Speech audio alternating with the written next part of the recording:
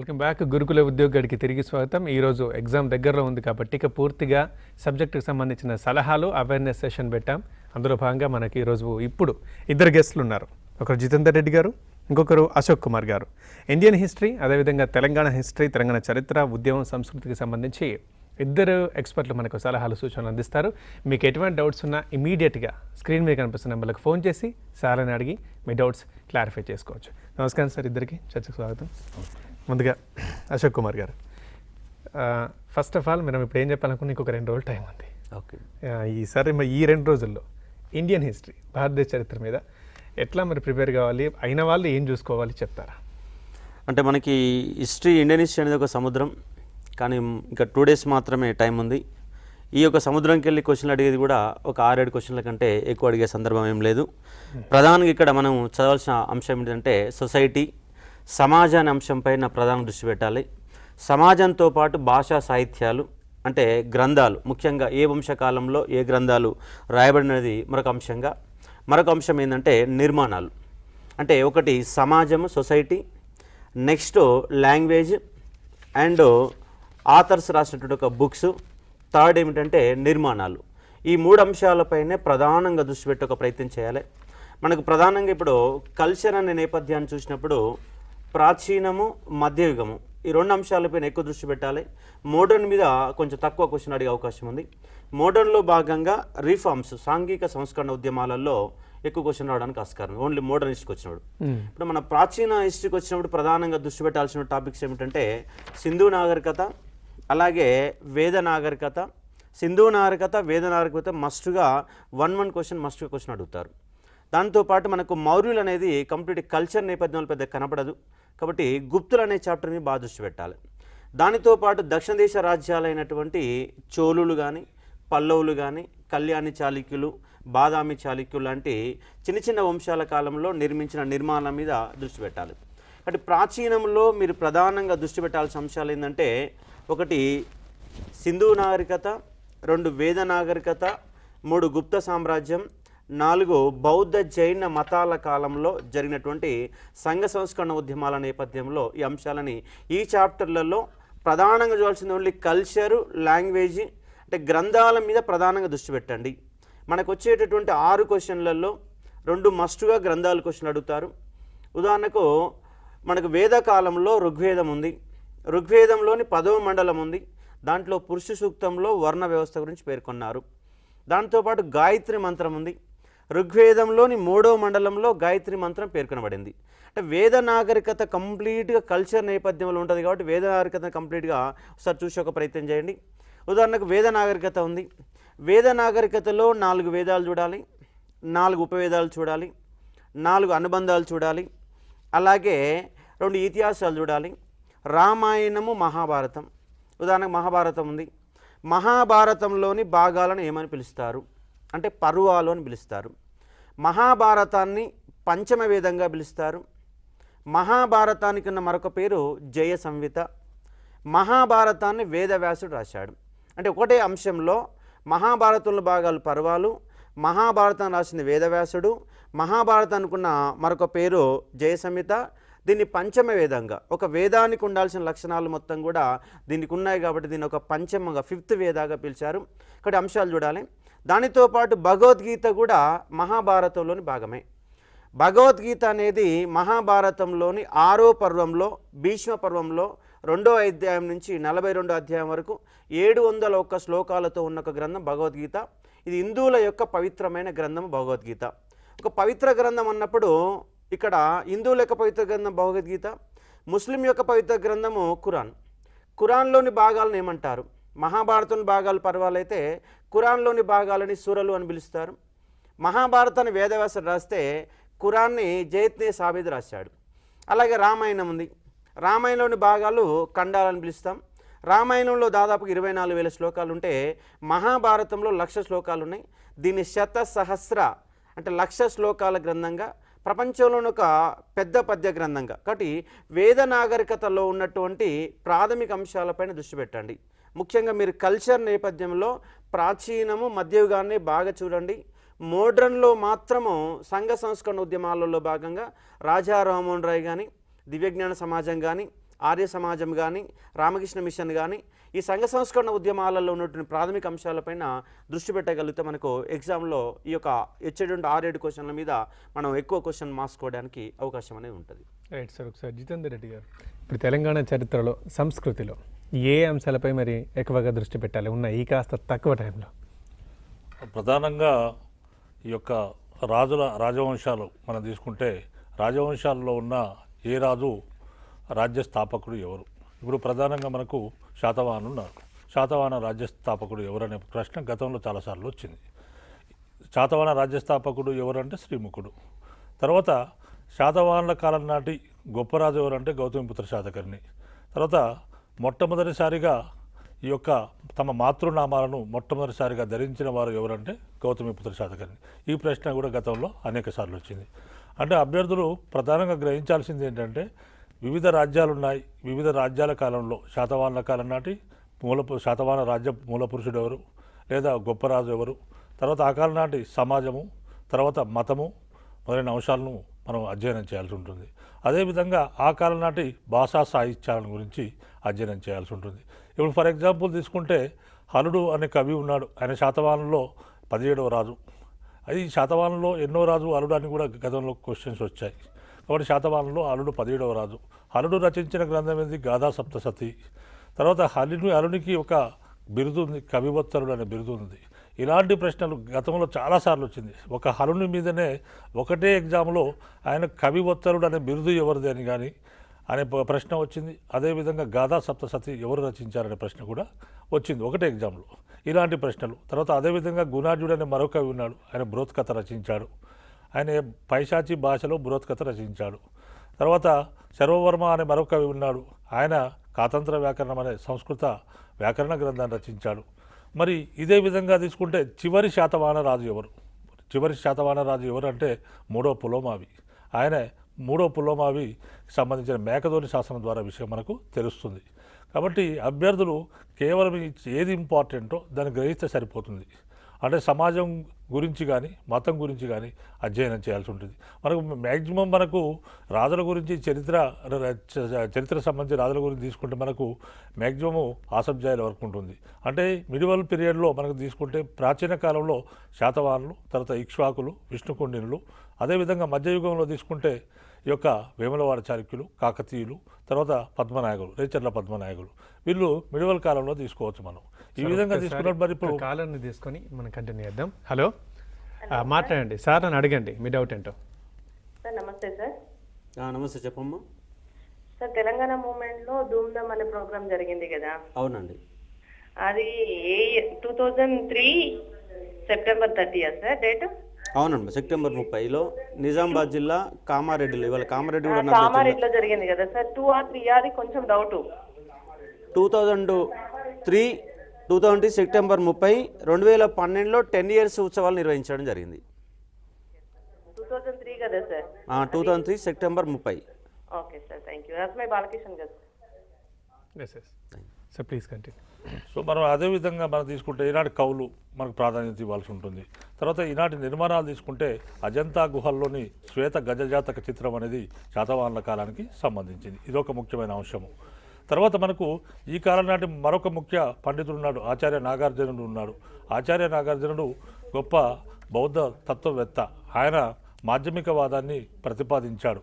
అటువంటి ఆచార్య నాగార్జునునికి ఉన్న బిరుదులు ఏంటంటే ఇండియన్ ఐన్స్టీన్ అని బిరుదున్నది ఆయనకు. అదేవిధంగా రెండో బుద్ధుడు అనే బిరుదున్నది. తర్వాత ఆచార్య నాగార్జునుడు అనేక గొప్ప కవి, అనేక గ్రంథాలు రచించాడు. ఆయన రచించిన గ్రంథాల్లో మనకు ప్రధానమైనవి రెండు. ఒకటి శ్రూర్లేఖ, రెండోది ప్రాజ్ఞాపారమిత శాస్త్రం. ఇలా మనకు ప్రాజ్ఞాపారమిత శాస్త్రాన్ని ఎవరు రచించారని కానీ, శ్రూర్లేఖను ఎవరు రచించారని కానీ, రెండో బుద్ధుడు ఎవరని కానీ, ఇండియన్ ఐన్స్టీన్ ఎవరని కానీ మనకు ప్రశ్నలో ఈ విధంగా అడిగే అవకాశం ఉంటుంది. అదేవిధంగా మనకు ఇక్ష్వాకుల కాలం తీసుకుంటే ఇక్ష్వాకుల యొక్క శ్రీపర్వతీయులు ఎవరు అనే ప్రశ్న అడగవచ్చు, లేదా ఇక్ష్వాకుల రాజధాని ఏదనే ప్రశ్న అడగవచ్చు. ఇక్ష్వాకుల రాజధాని వచ్చేసి విజయపురి. అదేవిధంగా మనకి ఇంకా ఈ యొక్క విష్ణుకుండిల కాలం ఉంది. విష్ణుకుండిల కాలంలో వాళ్ళు గట్టికలు స్థాపించారు. ఒక్కొక్క రాజవంశానికి ఒక ప్రాధాన్యత ఉన్నది. ఆ ప్రాధాన్యతను బట్టి మనం చదువుకున్నట్లయితే బాగుంటుంది. అంటే విష్ణుకుండిలో మొట్టమొదటిసారిగా తెలంగాణ ప్రాంతంలో గట్టికలను, విద్యా సంస్థలను, హిందూ విద్యా కేంద్రాలను వాళ్ళు స్టార్ట్ చేశారు. కాబట్టి ఘటికలను మొట్టమొదటిసారి ఎవరు స్థాపించారంటే విష్ణుకుండిని స్థాపించారు. తర్వాత మనకు అదేవిధంగా మరి కాకతీయులు ఉన్నది. మరి కాకతీయుల కాలంలో మనం తీసుకుంటే ప్రధానంగా కాకతీయుల కాలంలో బ్రహ్మాండంగా తెలుగు భాషలో తర్వాత సంస్కృత భాషలో రచనలు చేయబడ్డాయి. కాకతీయుల కాలంలో బ్రహ్మాండమైన దేవాలయాలు నిర్మించబడ్డాయి. ఓకే సార్, మనం ఒక్కసారి కాకతీయుల గురించి మళ్ళీ మనం కంటిన్యూ చేద్దాం. ఒకసారి ఉద్యమానికి సంబంధించి తెలంగాణ ఉద్యమంలో ఎటువంటి అంశాలపై మనం దృష్టి పెట్టాలి? ఇంతకుముందు కాలర్ మాట్లాడినట్టు ధూమ్ధామ్కి సంబంధించి కూడా మనం దృష్టిలో పెట్టుకోవాలి. కల్చర్ కంపల్సరీగా పెట్టుకోవాలి. మనకి 3 అంశాలు, చరిత్ర అంటే 3 అంశాలు. ఒకటి ఇండియన్ హిస్టరీ, ఇంకోటి తెలంగాణ కల్చరు, శాతవాళ్ళ నుంచి అసభ్యాలకు ఉన్న హిస్టరీ, మూడవది తెలంగాణ ఉద్యమం. ఈ 3 అంశాలలో ఎక్కువ ప్రియారిటీ ఉన్న అంశం ఏమిటంటే తెలంగాణ ఉద్యమంకి వెళ్ళి మనకు దాదాపుగా మినిమంగా 15 క్వశ్చన్లు రావడానికి ఆస్కారం ఉంది.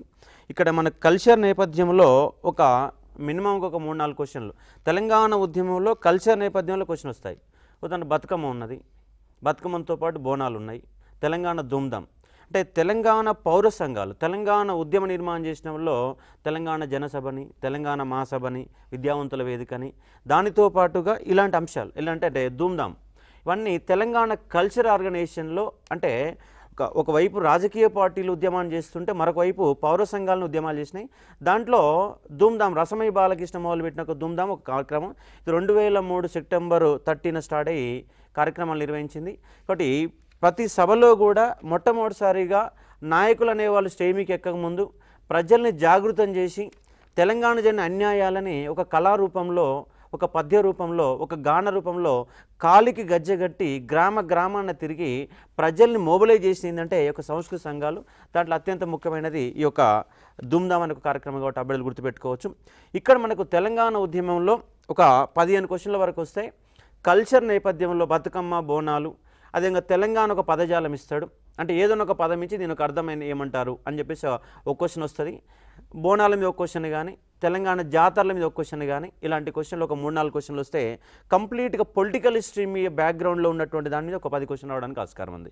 ఉదాహరణకు ఆపరేషన్ పోలో నుంచి మొదలు పెడితే అప్ టు 2014 ప్రత్యేక రాష్ట్రం ఏర్పడినటువంటి ప్రధాన సంఘటనలు, దాంట్లో 52 ముల్కీ ఉద్యమం కావచ్చు, 69 జై తెలంగాణ ఉద్యమం కావచ్చు, దానితో పాటుగా చివరి దశ ఉద్యమంలో ఉన్నటువంటి టీఆర్ఎస్ పార్టీ కావచ్చు, పొలిటికల్ జేఏసీ కావచ్చు, దాంతో పార్లమెంటరీ సిస్టంలో సిడబ్ల్యూసీ తీర్మానం, ఆంటోనీ కమిటీ, దానితో పాటుగా మనకు జీఓఎం యొక్క ఏర్పాటు. ఇక్కడ అభ్యర్థులు అనేవాళ్ళు తెలంగాణ మూమెంట్లో ఏ ఏరియా నుంచి క్వశ్చన్లు వస్తాయి సార్? అది చెప్పే ముందు ఒక్క కాలర్ ఉన్నారు.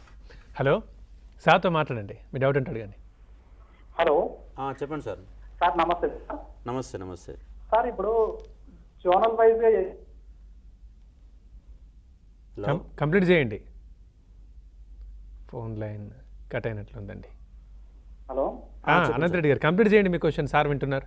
సార్, ఫిజికల్ సైన్స్ సబ్జెక్ట్లో మన 6th జోన్లో ఎన్ని అప్లికేషన్స్ వచ్చినాయి? అందులో అమ్మాయిలకి ఎన్ని వచ్చినాయి, అబ్బాయిలకి ఎన్ని వచ్చినాయి? అతను చెప్పగలుగుతారా? ఆ ఇన్ఫర్మేషన్ మన దగ్గర ఉండదు, అప్లికేషన్లకు సంబంధించి కాదండి, వాళ్ళ దగ్గర ఉంటుంది. మన పేపర్లు ఇచ్చారు మొన్న. నమస్తే తెలంగాణలో ఏ సబ్జెక్టుకి ఎన్ని క్వశ్చన్లు వచ్చాయని ఒక 1 వీక్ బ్యాక్ నమస్తే తెలంగాణలో సబ్జెక్టు వైజ్గా అప్లికేషన్లు డీటెయిల్స్ ఇచ్చారు. నమస్తే తెలంగాణ పేపర్ 1 రోజుల పేపర్ తిరిగి చూడండి. దాంట్లో బైసెన్స్కి ఎన్ని వచ్చాయి, దాదాపుగా మ్యాథ్స్కి ఎన్ని వచ్చాయి, మ్యాథ్స్కి 25,000 వచ్చినాయి, ఫిజిక్స్ ఒక 7,000 వరకు వచ్చినాయి, సోషల్ స్టడీస్ 31,000 వచ్చినాయి, బయో సైన్స్ 25,000 వచ్చింది. దాంట్లో అమ్మాయిలకు అబ్బాయిలకి ఎన్ని వచ్చిన ఒక వేరియేషన్ మాత్రం తెలియదు. 25,000 వరకు అప్లికేషన్ వచ్చిన బయో సైన్స్లో. ఇక్కడ అప్లికేషన్తో మన సంబంధం లేదండి. మనం ఈ 2 రోజులు ఏం కావాల్సిందో దానికి సంబంధించి మాట్లాడితే బాగుంటుంది, సార్లకు కూడా కొంచెం ఇంట్రెస్టింగ్ ఉంటుంది. సార్ కంటిన్యూ చేయండి. ఇంతకుముందు ఉద్యమం అయితే మనకి ఇప్పుడు ప్రాథమిక అంశాలు ఏమిటంటే ఇక్కడ ఒకటి తెలంగాణ ఉద్యమంలో 30 కమిటీలు ఉన్నాయి. మీరు 30 కమిటీలు పర్ఫెక్ట్గా ఒక లాస్ట్ మూమెంట్లో ఒక 1 అవర్ చదవండి. కంపల్సరీగా 2 క్వశ్చన్లు వస్తాయి మనకి. కమిటీల మీద 2 క్వశ్చన్లు మస్ట్గా వస్తాయి. దానితో పాటు ఉద్యమాలు ఉన్నాయి. 52 ఉద్యమం ఉంది, ఎక్కడ మొదలైందని క్వశ్చన్ అడుగుతాడు, ఇది వరంగల్లో మొదలైంది. 69 ఉద్యమం ఉంది, ఎక్కడ మొదలైంది క్వశ్చన్ అడుగుతారు, ఖమ్మంలో ఉంది. దానితో పాటు జెంటిల్మెన్ అగ్రిమెంట్ ఉంది. జెంటిల్మెన్ అగ్రిమెంట్ అనే ఒక ప్రాథమిక అంశం, దాంట్లో సంతకాలు పెట్టిన వాళ్ళు ఎవరు అని అడుగుతారు. కాబట్టి ఇట్లాంటి ప్రాథమిక అంశాలు. ఆపరేషన్ పోలో మీద క్వశ్చన్ అవడానికి ఆస్కారం ఉంది. దానితో పాటు ఈ 3 ప్రభుత్వాలు ఉన్నాయి. ఉదాహరణకు ఎగ్జామ్లో క్వశ్చన్ అడుగుతారు, ఆపరేషన్ పోలో జైన్ చౌదరి ప్రభుత్వము, వెల్లోడి ప్రభుత్వము, బూరుగుల రామకృష్ణ గవర్నమెంట్, ఈ 4 సంఘటనల నుంచి అరేంజ్ అంటే కరెక్ట్ సిస్టంలో అరేంజ్ చేయండి, కాలక్రమ పట్టికలో అరేంజ్ చేయండి అని చెప్పేసి ఒక బేసిక్ క్వశ్చన్ ఇస్తారు. ఆపరేషన్ పోలో ముందు జరిగింది, దాని తర్వాత జైన్ చదువు ప్రభుత్వం వచ్చింది, దాని తర్వాత వెల్లోడి ప్రభుత్వం వచ్చింది, దాని తర్వాత బురుగుల గవర్నమెంట్ వచ్చింది. అంటే ఒక ముఖ్యమైన 4 తేదీలు ఇంపార్టెంట్ అంశాలు ఇచ్చి వాటిని సరైన క్రమంలో అమర్చండి అని కూడా బేసిక్ వస్తాడు. కాబట్టి మనకు 1948 నుంచి 2014 వరకు వరుస క్రమంలో ఏమేమి జరిగినాయో ఒక అవగాహన ఉండాలి. ముఖ్యమైన తేదీలు ఒక 20 తేదీలు చూసుకోండి. 20 తేదీల మీద మస్ట్గా క్వశ్చన్ వస్తుంది. కాబట్టి ఉద్యమాల మీద ఒక క్వశ్చన్ కంపల్సరీ వస్తుంది, తేదీల మీద కంపల్సరీ ఒక క్వశ్చన్ వస్తుంది, కమిటీల మీద కంపల్సరీ 2 క్వశ్చన్లు వస్తాయి, గ్రంథాల మీద ఒక క్వశ్చన్ వస్తుంది, పత్రికల మీద ఒక క్వశ్చన్ వస్తుంది.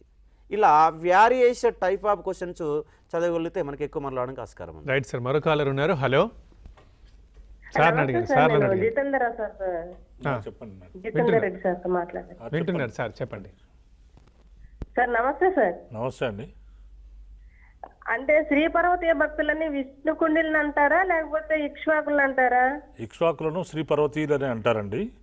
విష్ణుకుండిలేమో ఇక్ష్వాకులనేమో శ్రీ పర్వతీయులు అని అంటారు. విష్ణుకుండిలేమో శ్రీపర్వత స్వామి భక్తులు వాళ్ళేమో శ్రీ పర్వతీయ భక్తులేమో ఇక్ష్వాకులు, శ్రీ పర్వతీయ స్వామి భక్తులు అయితే విష్ణుకుండిలు. అవునండి, నేను అదే చెప్తున్నాను. శ్రీ పర్వతీయులు అని ఇక్ష్వాకులను అంటారు, శ్రీపర్వత స్వామి భక్తులేమో విష్ణుకుండిలండి. సరే, దగ్గర ఇప్పుడు ఇంతకుముందు మనం కాకతీయుల దగ్గర ఆగాము. అయితే అంతకన్నా ముందు ఇప్పుడు ఈ కాలర్ అడిగినట్లు ఈ బిరుదులు లేదా మరో రకమైన పిలవడాలు అవి ఇంపార్టెంటా? అంతా బిరుదులు అంటే రకరకాల బిరుదులు ఉన్నాయి. అంటే బిరుదుల్లో మనకు ప్రధానంగా తీసుకుంటే బిరుదులు ఈ కాలానికి పెద్దగా బిరుదులు ఉన్నట్టు లేదు. మన చరిత్రలో, తెలంగాణ చరిత్ర సంస్కృతిలో పెద్దగా బిరుదులు పెద్ద ఎత్తున ఉన్నట్టు సందర్భం ఏం లేదు. కాకపోతే ఏంటంటే ఇక్కడ మనం తీసుకుంటే వేములవాడ చాళుక్యుల కాలం ఉంది. వేములవాడ చాళుక్యుల కాలంలో పంప కవి అని ఒక గొప్ప కవి ఉన్నాడు. పంప కవికి కవితా గుణార్ణవుడు అనే బిరుదు ఉండేది. అదేవిధంగా మరి హలుడు గురించి చెప్పాము, హలునికి కవివత్తరుడు అనే బిరుదు ఉన్నదని చెప్పేసి.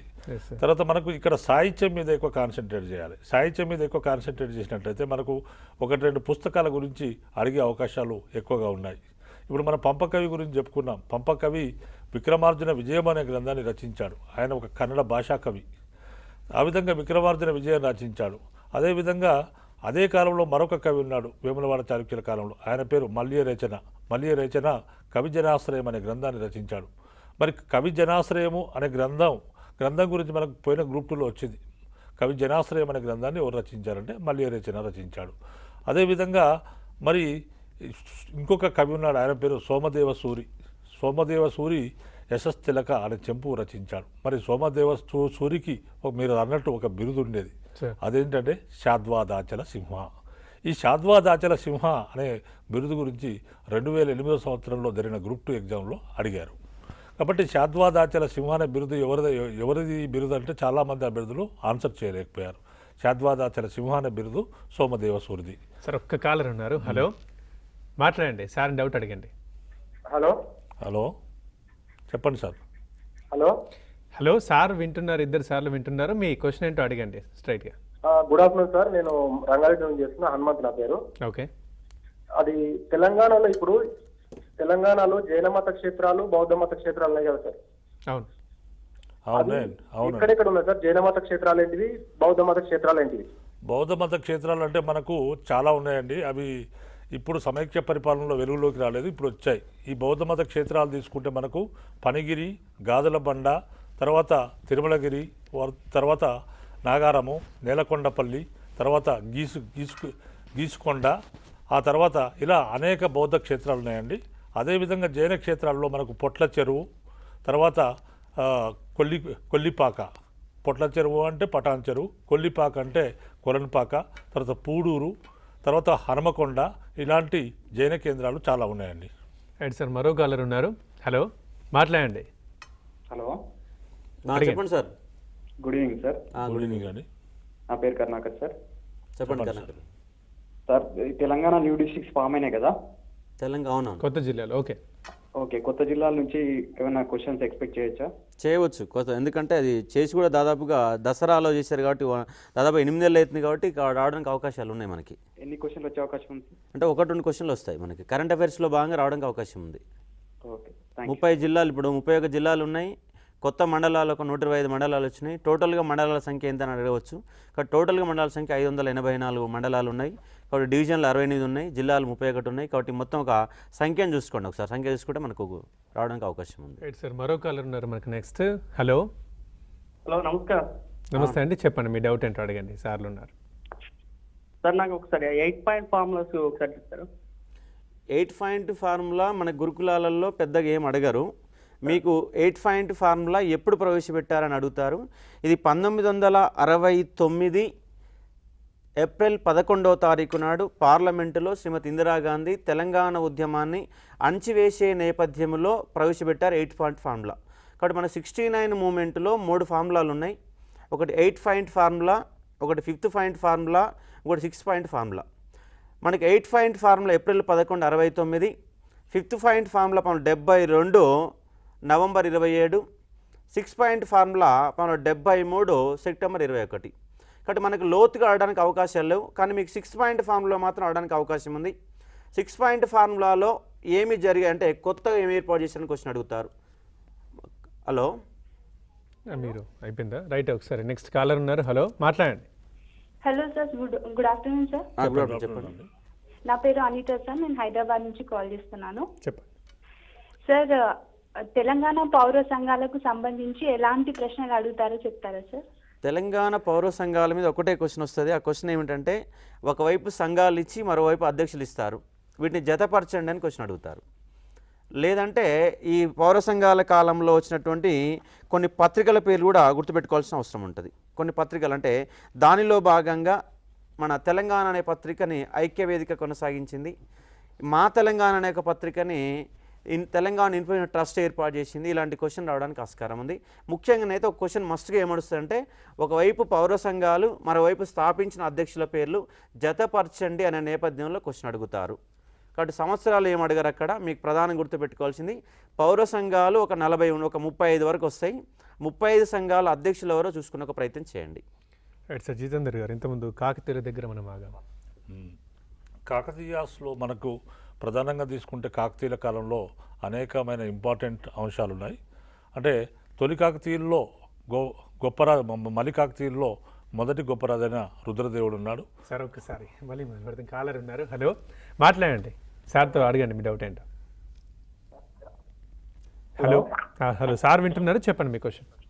సార్ నమస్కారం సార్. మిలియన్ మార్చ్ గురించి ఏమైనా క్వశ్చన్స్ వచ్చేటట్టు అనుకోవచ్చు సార్? అది తేదీ ఎప్పుడు స్టార్ట్ అయింది, దాని గురించి వివరాలు. అంటే ఒకటి మీకు ఇక్కడ మిలియన్ మార్చ్ నేపథ్యంలో క్వశ్చన్ రావడానికి పొలిటికల్ జేఏసీలు 10 కార్యక్రమాలు ఉన్నాయి. ఆ 10 కార్యక్రమాల్లో ఒక తేదీ మస్ట్ అడుగుతారు. ఆ 10 తేదీలు చూసుకోండి. ఉదాహరణకు సహాయ నిరాకరణ ఉంది. ఇది 2011 ఫిబ్రవరి 17 నుంచి మార్చి 4 వరకు 16 రోజుల పాటు కొనసాగింది. పల్లె పల్లె పట్టాలపైకి మార్చి 1వ తారీఖు 2011. అలాగే మిలియన్ మార్చ్ 2011 మార్చి 10. మీకు ఇక్కడ ఎగ్జామ్లో మిలియన్ మార్చ్ మీద ఇంకో క్వశ్చన్ రావడానికి ఆస్కారం ఉంది. ట్యాంక్ బండ్ పైన 32 విగ్రహాలు ఉన్నాయి. ఆ 32 విగ్రహాలలో తెలంగాణ వాళ్ళ విగ్రహాలు 7 విగ్రహాలు ఉన్నాయి. తెలంగాణ వాళ్ళకి విగ్రహాలు కింది వానిలో ఉన్నవి ఏమిటి, లేనివి ఏమిటి అనడానికి క్వశ్చన్ అనడానికి ఆస్కారం ఉంది. కాబట్టి 32 విగ్రహాలలో తెలంగాణ వాళ్ళ విగ్రహాలు 7 ఉన్నాయి. ఈ మధ్య కాలంలో కొమరంభీం విగ్రహాన్ని ఏర్పాటు చేశారు. టోటల్గా 33 విగ్రహాలు ఉంటే తెలంగాణ వాళ్ళే దానిలో ప్రజెంట్ 8 విగ్రహాలు ఉన్నాయి. 8 విగ్రహాల పేర్లు గుర్తుపెట్టుకోండి. ఉదాహరణకు 3 పాలకులు ఉన్నారు. రాణి రుద్రమాదేవి విగ్రహం ఉన్నది. అలాగే కుతుబుషాల కాలంలో అబుల్ హసన్ తానిషా విగ్రహం ఉంది. అబుల్ హసన్ తానిషా కాలంలో ఉన్నటువంటి కంచర్ల గోపన్న విగ్రహం ఉంది. ఈ 3 విగ్రహాలు, అలాగే అసబ్జాయిల కాలంలో ఉన్నటువంటి మీర్ మెహబూబ్ అలీ ఖాన్ విగ్రహం ఉంది. ఈ 4 విగ్రహాలతో పాటు మన ప్రాచీన కవిగా పేడబడిన ఒక పోతన విగ్రహం ఉంది. దానితో పాటు 2 సంఘ సంస్కరణకర్తలు, ఒక ఆయన మన యొక్క గోల్కొండ పత్రికను ప్రారంభించినటువంటి సూరవన్ ప్రతాప్ రెడ్డి, అలాగే సిపిఐ ఇవాళ పార్టీ కార్యాలయం హైదరాబాద్లో సిపిఐ పార్టీ కార్యాలయం పేరు ముగ్దుం మొయినుద్దీన్. ఆ ముగ్దుం మొయినుద్దీన్ యొక్క విగ్రహాన్ని ఉన్నది. అలాగే కొమరంభీం విగ్రహాన్ని ఏర్పాటు చేశారు. కాబట్టి విగ్రహాల సంఖ్యను గుర్తుపెట్టుకోండి. మార్చి 10వ తారీఖున నిర్వహించారు. 2011 మార్చి 10 నిర్వహించారు. ఈ కార్యక్రమానికి పిలుపునిచ్చే వ్యక్తి కేసీఆర్ పిలుపునిచ్చారు. దీన్ని పొలిటికల్ చేసి ముఖ్య కార్యక్రమంగా తీసుకోవడం జరిగింది. ఈ కార్యక్రమాన్ని ట్యాంక్ బండ్పై నిర్వహించారు. ఇంకో అంశం ఏంటంటే ఇక్కడ గుర్తుపెట్టుకో అంశము, ట్యాంక్ బండ్ పైన విగ్రహాల దాడి నేపథ్యంలో మిలియన్ మార్చ్ నేపథ్యంలో 2 కవితా సంకలనాలు వచ్చినాయి. ఒకటి విరుగుడు వచ్చింది, ఇంకోటి దిమిస వచ్చింది, విరుగుడు దిమిస. దానితో పాటుగా ఆ యొక్క కూలగొట్టిన విగ్రహాలని మళ్ళీ సీమాంధ్ర గవర్నమెంట్ నిర్మించే ప్రయత్నం చేసింది.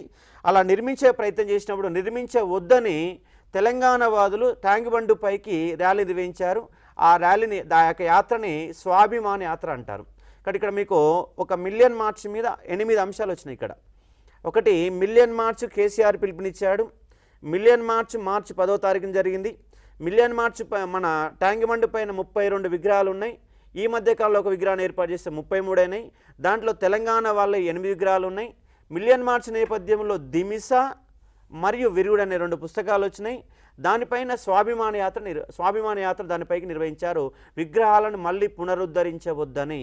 కాబట్టి తెలంగాణకు ఆత్మాభిమానంగా మేము దాన్ని నిర్వహించాం కాబట్టి దాన్ని చేయవద్దని చెప్పేశారు. కాబట్టి ఒక 4-5 అంశాలు మీరు చూసుకోగలిగితే బిట్ వస్తుంది. దానితో పాటుగా పొలిటికల్ చేసి కార్యక్రమాలన్నీ ఇంపార్టెంట్. అక్కడ మీరు ప్రధానంగా గుర్తుపెట్టుకోవాల్సిన తేదీలు మాత్రమే. రైట్ సార్, మనకు మరో కాలర్ ఉన్నారు. హలో సార్లు ఉన్నారు, మాట్లాడండి. ఓకే అండి. హలో చెప్పండి. Sir, good evening sir. Good evening sir. Good evening అండి. ఈ Telangana history plus history Indian history నుంచి ఎన్ని క్వశ్చన్స్ ఎన్ని మార్క్స్ ఎక్స్పెక్ట్ చేయొచ్చండి? మీకు తెలంగాణ ఉద్యమంకి వెళ్ళి 15 మార్కులు రావచ్చు. ఎక్కువ వస్తే 15 మార్కులు వస్తాయి, తక్కువ వస్తే 10 మార్కులు వస్తాయి. 15 మార్కులు వస్తాయి. తెలంగాణ కల్చర్లకి వెళ్ళి ఒక 6-7 క్వశ్చన్లు వస్తాయి. ఇండియన్ హిస్టరీకి వెళ్ళి ఒక 6-7 క్వశ్చన్లు వస్తాయి. టోటల్గా చరిత్ర విభాగంకి వెళ్ళి 30 మార్కులు రావడానికి ఆస్కారం ఉంది. ప్రాథమిక అంశాలు మాత్రమే చూసుకోండి, లోతుల్లోకి వెళ్ళకండి. ఆ లోతుల్లోకి వెళ్తే ఇప్పుడు టైం లేదు కాబట్టి ప్రాథమిక అంశాలన్నీ ఒకసారి తిప్పేస్తే మనకు అవి దాదాపుగా 80% పైన స్కోర్ చేయగలుగుతాం చరిత్ర పరంగా. మనకు జితేందర్ సార్ ప్లీజ్ కంటిన్యూ.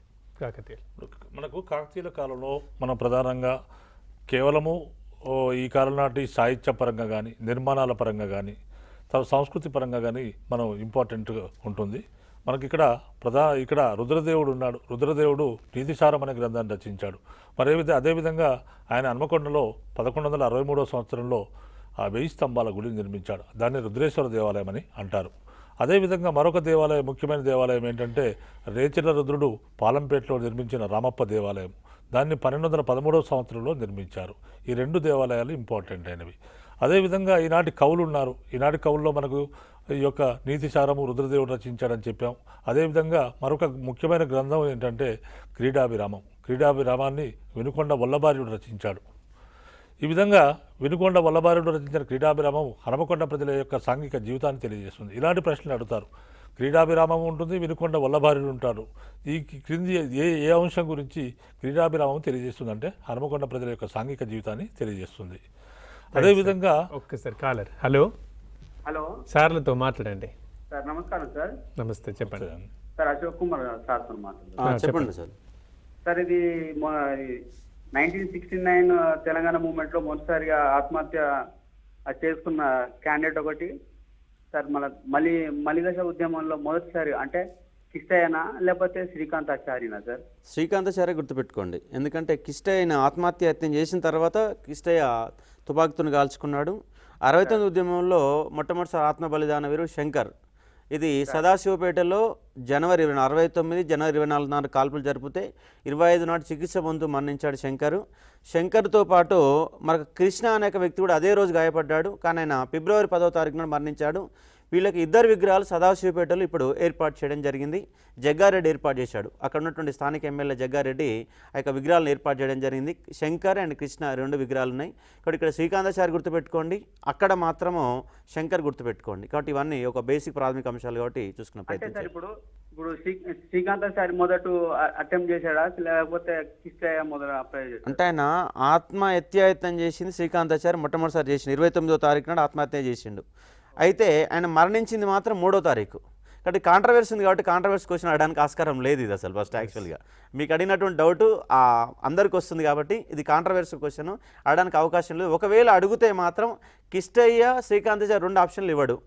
ఒకవేళ ఇస్తే మాత్రం శ్రీకాంతాచారి పెట్టండి. ఇది ఉన్న క్లారిఫికేషన్. Right sir. జితేందర్ గారు. సో మనకు కాకతీయుల కాలంలో ఇంకా ఈ కాలం నాటి సాహిత్యం క్రీడాభిరామం ఉంది. క్రీడాభిరామము వినుకొండ వల్లభార్యుడు రచించాడు. ఇది ఒక నాటకం, వీధి నాటకం. ఇది హనుమకొండ ప్రజల యొక్క సాంఘిక జీవితాన్ని తెలియజేస్తుంది.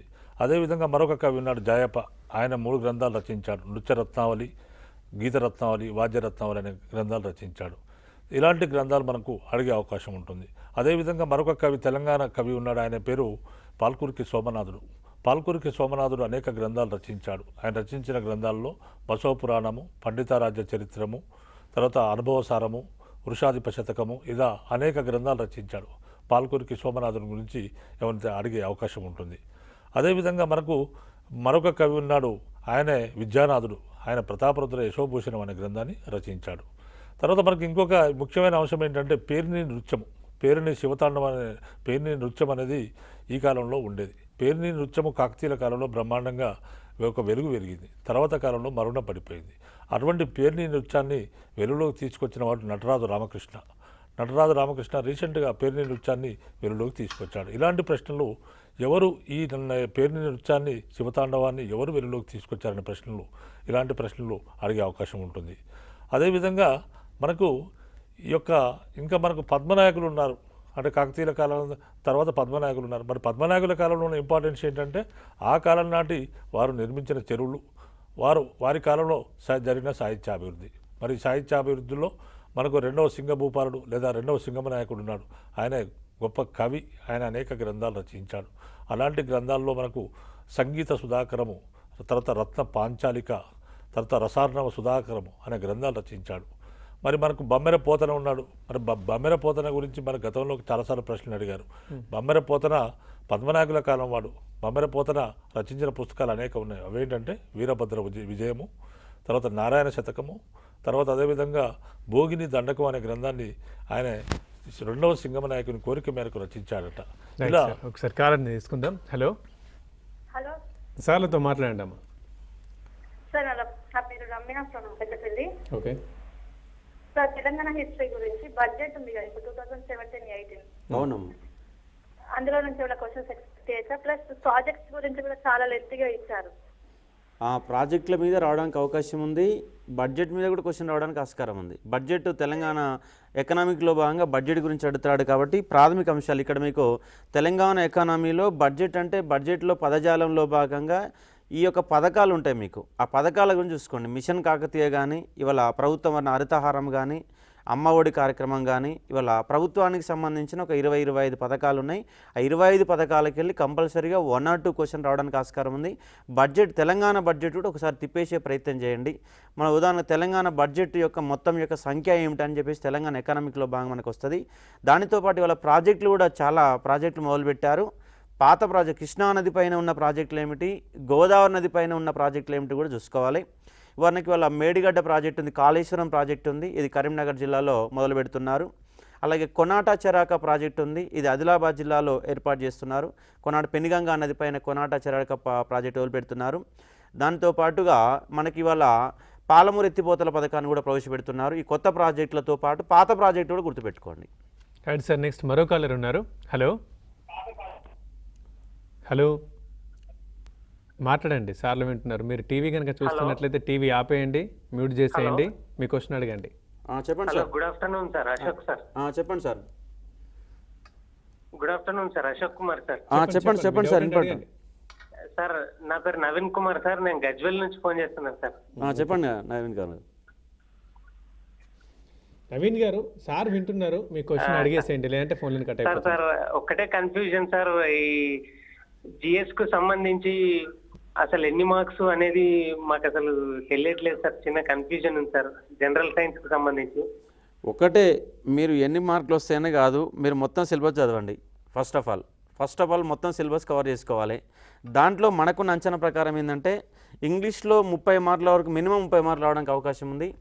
టీచింగ్ అప్టిట్యూడ్లో ఒక 15 మార్కులు రావచ్చు. ఆర్థమెటిక్ రీజనింగ్లో ఒక 15 మార్కులు రావచ్చు. ఈ యొక్క మొత్తంగా 30-40 మార్కులు, ఒక 50-60 వరకు థర్డ్ పార్ట్లో వస్తే, జిఎస్లో మాత్రం 80 నుంచి 90 వరకు రావడానికి అవకాశం ఉంది. మీకు సైన్స్ అండ్ టెక్నాలజీలో ఒక 10 మార్క్స్ రావడానికి ఆస్కారం ఉంది. కాబట్టి మీకు మార్క్స్ ఎన్ని వస్తాయనే కాదు, మన సిలబస్ మొత్తం ఒకసారి తిప్పేసి ఒక ప్రయత్నం చేయండి. సైన్స్ అండ్ టెక్నాలజీలో 10 మార్క్స్ రావడానికి ఆస్కారం ఉంది. Only science and technology, botany కానీ, జివాలజీ కానీ, ఫిజిక్స్ కానీ, కెమిస్ట్రీ కానీ క్వశ్చన్లు తక్కువ క్వశ్చన్లు, 1-2 క్వశ్చన్లు మాత్రం వస్తాయి. కంప్లీట్గా మీకు only science and technology question రావడానికి ఆస్కారం ఉంది. రైట్ సార్, మరో కాలర్ ఉన్నారు. హలో మాట్లాడండి, సార్లు ఉన్నారు. హలో, నమస్తే సార్. నమస్తే చెప్పమ్మా. Sir, first gold coins print చేసింది ఎవరు సార్ ఇండియాలో? గోల్డ్ కాయిన్స్ కుషాన్సా? ఇండో గ్రీకులమ్మ మొట్టమొదటిసారిగా గోల్డ్ కాయిన్స్ చేసిన వాళ్ళు ఇండో గ్రీకులు అనేవాళ్ళు ఏర్పాటు చేశారు. ఇండో గ్రీకులు అనేవాళ్ళు మధ్య ఆసియా నుంచి ఇటు భారతదేశంకి దండయాత్ర చేసిన వాళ్ళు. కానీ పెద్ద ఎత్తున ఈ బంగారు కాయిన్స్ విడుదల చేసిన వాళ్ళు ఎవరంటే గుప్తులు అనేవాళ్ళు పెద్ద ఎత్తున చేశారు. మొట్టమొదటి ఇండో గ్రీకులను గుర్తుపెట్టుకోండి. మీరు ఇండో గ్రీకులను గుర్తుపెట్టుకుంటే సరిపోతుంది. కాబట్టి మీరు కాయిన్స్ కూడా ఒకసారి చూసే ప్రయత్నం చేయండి. ఎవరి కాలంలో ఎవరు ఉన్నాయో కాయిన్స్ ఒకసారి బ్రీఫ్గా ఎక్స్ప్లెయిన్ చేసుకుంటే సరిపోతుంది. ఉదాహరణకు టంకా అనే ఒక వెండి నాణం, జిటాల్ అనే ఒక రాగి నాణం ఇల్టుట్మిష్ అనే వ్యక్తి ఏర్పాటు చేశాడు. అంటే ఇక ప్రధానంగా ఒకసారి ఆ కాయిన్స్ మీద కూడా ఒక్కసారి తిప్పేయగలిగితే మనకు 1 మార్క్ రావడానికి ఆస్కారం ఉంది. ఈ యొక్క కాయిన్స్ మీద కూడా చూసి ఒక ప్రయత్నం చేయండి. రైట్ జితేందర్ సార్ గారు, ఇక బొమ్మర పోతన గురించి ఇంతమంది మాట్లాడారు. పోతన గురించి వస్తే ఎట్లా రావచ్చు క్వశ్చన్? పోతన గురించి ఇదివరకు గతంలో అడిగారు, వీరభద్ర విజయం ఎవరు రచించారని అడిగారు. వీరభద్ర విజయాన్ని రచించిన కవి ఎవరంటే బొమ్మెర పోతన. అదేవిధంగా నారాయణ శతకాన్ని ఎవరు రచించారంటే బొమ్మెర పోతన. తర్వాత మనకు అదేవిధంగా ఇక్కడ ఇంకొకటి అంశం ఏంటంటే బొమ్మెర పోతన భోగిని దండకము ఏ రాజవంశ కాలంలో ఎవరి ఆస్థానంలో ఉండి రచించాడు అంటే రేచర్ల పద్మనాయకుల ఆస్థానంలో ఉండి రచించాడు బొమ్మెర పోతన. అదేవిధంగా మనకు ఈ యొక్క బొమ్మెర పోతన ఈ విధంగా మనకు క్వశ్చన్లు వచ్చే అవకాశం ఏ ప్రశ్న అయినా అడగవచ్చు బొమ్మెర పోతనకు సంబంధించి. తర్వాత మనకు ఇంకా ఈ కుతుబ్షాయిల కాలం ఉంది. కుతుబ్షాయిల కాలంలో కూడా బ్రహ్మాండమైన సాహిత్య అభివృద్ధి జరిగింది. కుతుబ్షాయి రాజుల కాలంలో అనేక మంది కవులు పోషించబడ్డారు. రైట్ సార్, కుతుబ్షాయిల గురించి తెలుసుకుందాం. ఒక కాల్ తీసుకొని. హలో, మాట్లాడండి. Hello hello sir. హలో సార్లు వింటున్నారమ్మా? మీ డౌట్ ఏంటో అడగండి. సార్ ఇప్పుడు ఇండియన్ హిస్టరీ నుంచి ఎన్ని మార్క్స్ ఉంటాయి, తెలంగాణ హిస్టరీ నుంచి ఎన్ని మార్క్స్ ఉంటాయి సార్ మొత్తము? ఇండియన్ హిస్టరీకి వెళ్ళి ఒక 7 మార్కులు వస్తాయమ్మా. తెలంగాణ కల్చర్కి వెళ్ళి ఒక 7 మార్కులు రావడానికి ఆస్కారం ఉంది. తెలంగాణ మూమెంట్కి 15 క్వశ్చన్లు వస్తాయి. టోటల్గా చరిత్రకి వెళ్ళి 30 మార్కులు రావడానికి ఆస్కారం ఉంది. బేసిక్స్ మీద దృష్టి సారించండి. ఒకసారి తెలంగాణ కల్చర్లో గ్రంథాలు చూసుకోండి, ఇండియన్ హిస్టరీలో గ్రంథాలు చూసుకోండి, తెలంగాణ మూమెంట్లో గ్రంథాలు చూసుకోండి. టోటల్గా 4-5 క్వశ్చన్లు గ్రంథాల పైన క్వశ్చన్ రావడానికి ఆస్కారం ఉంది. నెక్స్ట్ మరో కాలర్ ఉన్నారు. హలో, మాట్లాడండి. హలో హలో, చెప్పండి, మీ డౌట్ ఏంటో అడగండి సార్ని. సార్, నా పేరు రాజు సార్. Good afternoon. గట్టిగా మాట్లాడండి సార్. దేవదాసి వ్యవస్థ అది ఎక్కడ స్టార్ట్ అయింది? అది లాస్ట్ టైం కూడా ఒక క్వశ్చన్ వచ్చింది, కానీ ఆన్సర్ దొరకలేదు నాకు. మళ్ళీ ఇంకొకటి, ఇప్పుడు కొత్త మారిన జిల్లాల ప్రకారం ఈ కవి ఈ జిల్లాకు చెందినవాడు అనే క్వశ్చన్స్ ఏమన్నా వచ్చే అవకాశం ఉందా? ఒకటి, దేవదాస్ వ్యవస్థను ఒక పెద్ద హిస్టరీది ఎక్కడ మొదలైందంటే సింధు నాగరికతలో మొదలైంది. ఎట్లా చెప్తున్నాం సింధు నాగరికతలు అంటే అక్కడ మనకు ఈ యొక్క మెహెంజోదారో నగరంలో లభించినట్టు ఒక నాట్య బాలిక అనే ఒక విగ్రహాన్ని బట్టి మన దేవదాస్ వ్యవస్థ ఉన్నట్టుగా చెప్తున్నాం. ఇది మన చోళ కాలంలో బాగా ప్రాచుర్యంలోకి వచ్చింది. మనకు దేవదాసి వ్యవస్థ గురించి మొట్టమొదటిసారిగా వివరాలు తెలియసి ఒక శిలాశాసనం ఎరాన్ శిలాశాసనం సతీసాగం నుంచి ఉంది. దేవదాసి వ్యవస్థ అనేది అన్ని దేవాలయాలు భారతదేశంలో ప్రాచీన కాలంలో అన్ని దేవాలయాల్లో దేవదాసి వ్యవస్థ అనేది కొనసాగింది. అంటే దేవుడికి దాసి దేవదాసి అంటే దేవుని పేరు మీద దాస్యం చేయడం, దేవునికి దేవాలయ విగ్రహాన్ని శుభ్రం చేయడం, దేవాలయంలో నాట్యం చేయడం. తర్వాత కాలంలో ఒక సెక్స్ వర్కర్ సిస్టమ్గా మారిపోయింది ఒక దేవదాస్ వ్యవస్థ. దాన్నే వివిధ ప్రాంతాలలో ఒక జోగిని అని, మాతంగి అని వివిధ పేర్లతో పిలవడం జరిగింది. ఇక్కడ ఒక దేవదాస్ వ్యవస్థ మొట్టమొదటిసారిగా సింధు నాగరికత కాలంలో ఆధారాలు లభించినవి. కాబట్టి మనం ఎప్పుడు మొదలైందంటే చెప్పడం కష్టం, కానీ ఇది సింధు నాగరికత కాలంలో కూడా ఉంది, తర్వాత వేదకాలంలో ఉంది, తర్వాత గుప్తుల కాలంలో ఉంది. నవే డేస్ మన ఇప్పటి వరకు కూడా అక్కడక్కడ కనిపించే ఒక సాంఘిక దురాచారం దేవదాస్ వ్యవస్థ. దానితో పాటు మీరు సతీసాగం నుంచి కూడా దృష్టి పెట్టుకోవాలి. సతీసాగం మీద క్వశ్చన్ అవడానికి ఆస్కారం ఉంది. సతీసాగం ఆచారం మొట్టమొదటిసారిగా సింధు నాగరికత కాలంలో మనకు లోతాల్ అనే పట్టణంలో జంటకరణం లభించింది. జంటకరణం అంటే ఒక పురుషుడు ఒక స్త్రీ జంటకరణం ఉంది కాబట్టి మనకు అక్కడ సతీసాగం ఆచారం ఉన్నట్టుగా మనకు స్పష్టంగా ఆధారాలు ఇస్తున్నాయి. అదేవిధంగా సతీ గురించి మొట్టమొదటిసారి తెలియజేసే ఒక శిలాశాసనము ఎరాన్ శిలాశాసనం. అదేవిధంగా సతీసాగం మీద పోరాటం చేసినట్టు ఒక సాంఘిక సంస్కరణవాది రాజా రామ్మోహన్ రాయ్, ఆయన యొక్క కృషి ఫలితంగా 1829లో 1892లో సతీసాగం నిషేధ చట్టం వచ్చింది. కాబట్టి సతీ అనే పదాన్ని తీసుకున్నప్పుడు సింధు నాగరికత జంటికరణం ఉంది, గుప్తుల కాలంలో ఎరాన్ శిలాశాసనం ఉంది, 1829లో ఒక చట్టం వచ్చింది. రైట్ సార్, మనకు మరో కాలర్ ఉన్నారు. హలో, మాట్లాడండి సార్తో. హలో, సార్లతో మాట్లాడండి. చెప్పండి అమ్మా. Hello hello sir. చెప్పండి. హలో హలో, సార్లు వింటున్నారు, మీ క్వశ్చన్ ఏంటో అడగండి అమ్మా. ఓకే అండి. మనం ఇప్పుడు భారతదేశ చరిత్రలో చూసుకున్నట్టయితే దక్షిణ భారతదేశ రాజ్యాలు, మధ్య భారతదేశ రాజ్యాలు, రాజులు వాళ్ళందరి గురించి చదవాలంటారా? అంటే ఇక్కడ రాజుల గురించి చదవకండి, రాజుల అవసరం లేదు మనకు. ఈ రాజుల కాలంలో ఉన్నటువంటి గ్రంథాలు, నిర్మాణాలు, భాష. ఇంకొక డౌట్ కూడా ఉంది సార్. ఓకే, ఇప్పుడు మార్క్స్ టీవీ చూడకండి, మీరు అడిగేసేయండి మీ ప్రశ్న. Okay sir. ఇంకొక డౌట్ ఏంటంటే మార్నింగ్ మనం ఇంగ్లీష్ క్లాస్ పెట్టినప్పుడు ఫోన్ చేసినప్పుడు మార్క్స్ 50 మార్క్స్ కి ఓన్లీ ఇంగ్లీష్ అని చెప్పారు. ఇప్పుడు మరి సార్ ఏమో 30 మార్క్స్ అంటున్నారు. అంటే మనం గ్యారంటీ చెప్పలేము, చెప్పడం సాధ్యం కాదమ్మా. అంటే ఎక్స్పెక్ట్ చేస్తున్నాం అంతే మనం. Okay okay. అంటే ఒక 50 రావచ్చు, 30 రావచ్చు, కానీ మనకున్నటువంటి అవగాహనతో ఏంటంటే 30 వరకు అయితే మినిమం వస్తాయి, ఎక్కువ వస్తే రావచ్చు. అంటే మనం కరెక్ట్గా ఇదే వస్తాయని గ్యారంటీ అయితే ఏం లేదు. మీరు అడిగినట్టు ఒక క్వశ్చన్ చూసినప్పుడు ఇక్కడ ఈ దక్షిణ దేశ రాజ్యాలలో నిర్మాణాలు చూసుకోండి. ఆ నిర్మాణాల్లో భాగంగా ఇప్పుడు కంచిలోని కైలాసనాథ దేవాలయాన్ని ఎవరు నిర్మించారు అంటే 2వ నరసింహవర్మ నిర్మించాడు. అదేవిధంగా మనకు ఎల్లోరలోని కైలాసనాథ దేవాలయం ఎవరు నిర్మించారంటే మొదటి కృష్ణ నిర్మించాడు. అలాగే తంజావూరులోని బృహదీశ్వరాలు ఎవరు నిర్మించారంటే మొదటి రాజరాజు నిర్వహించాడు. కాబట్టి దక్షిణ దేశ రాజ్యాలలో నిర్మాణాల్లో ఒక 20-25 నిర్మాణాలు ఉంటాయి. 25 నిర్మాణాలు చూసుకోండి. దానితో పాటుగా మీరు లాంగ్వేజ్ చూసుకోండి. మీరు ఇంతకుముందు కుతుబ్షాహీల కాలంలో సాహిత్యపరంగా చాలా అభివృద్ధి జరిగింది. కందుకూరి రుద్రకవి అనే కవి ఉన్నాడు. ఆయనే సుగ్రీవ విజయం అనే తెలుగులో మొదటి యక్షగానాన్ని రచించాడు. అదేవిధంగా ఈ సాహిత్యాభివృద్ధి మరి తెలుగులో మొట్టమొదటి యక్షగానం ఏదని అంటే కనుక అది సుగ్రీవ విజయము. దాన్ని ఎవరు రచించారంటే కందుకూరి రుద్రకవి. తర్వాత ఈయన ఇబ్రాహీం కుతుబ్ షా ఆస్థానంలోని వాడు. తర్వాత మరొక కవి ఉన్నాడు, అద్దంకి గంగాధర కవి ఉన్నాడు. ఆయన తపతి సమరణోపాఖ్యానం రచించాడు. తర్వాత మరొక కవి ఉన్నాడు, ఆయన యొక్క పొన్నగంటి తెలంగాణార్యుడు. ఆయన తెలుగు భాషలో అచ్చ తెలుగులో మొట్టమొదటిసారిగా యయాతి చరిత్ర రచించాడు. అంటే ఈ విధంగా మొట్టమొదటి అచ్చ తెలుగు కావ్యం ఏదని అంటే యయాతి చరిత్ర. ఇట్లా ఇలాంటి ప్రశ్నలు మనకు అడిగే అవకాశం ఉంటుంది. అదేవిధంగా మరొక కవి ఉన్నాడు మనకు మహమ్మద్ కులీ కుతుబ్ షా కాలంలో మరొక కవి సారంగ తమ్మయ్య. సారంగ తమ్మయ్య వచ్చేసి ఆయన వైజయంతి విలాసం అనే గ్రంథాన్ని రచించాడు. మరి ఈ గ్రంథాలు ఇలా మొట్టమొదటిసారిగా వచ్చినవి, తర్వాత ఈ మొట్టమొదటి తెలుగు భాషలో ఏది, ఇలాంటి గ్రంథాలు మనకు అడిగే అవకాశం ఉంటుంది. కాబట్టి దీన్ని అభ్యర్థులు గమనించాలి. తర్వాత మనకు అదేవిధంగా కుతుబ్ షాల కాలంలో జరిగిన నిర్మాణాలు తీసుకుంటే కుతుబ్ షాల కాలంలో మనకు హుస్సేన్ సాగర్ చెరువు నిర్మించబడింది. అదేవిధంగా మూసీ నది పైన పురాణాపూల్ మొట్టమొదటి బ్రిడ్జి నిర్మించబడింది. అదేవిధంగా మనకు హైదరాబాద్ నిర్మాణం ఈ కాలంలోనే జరిగింది.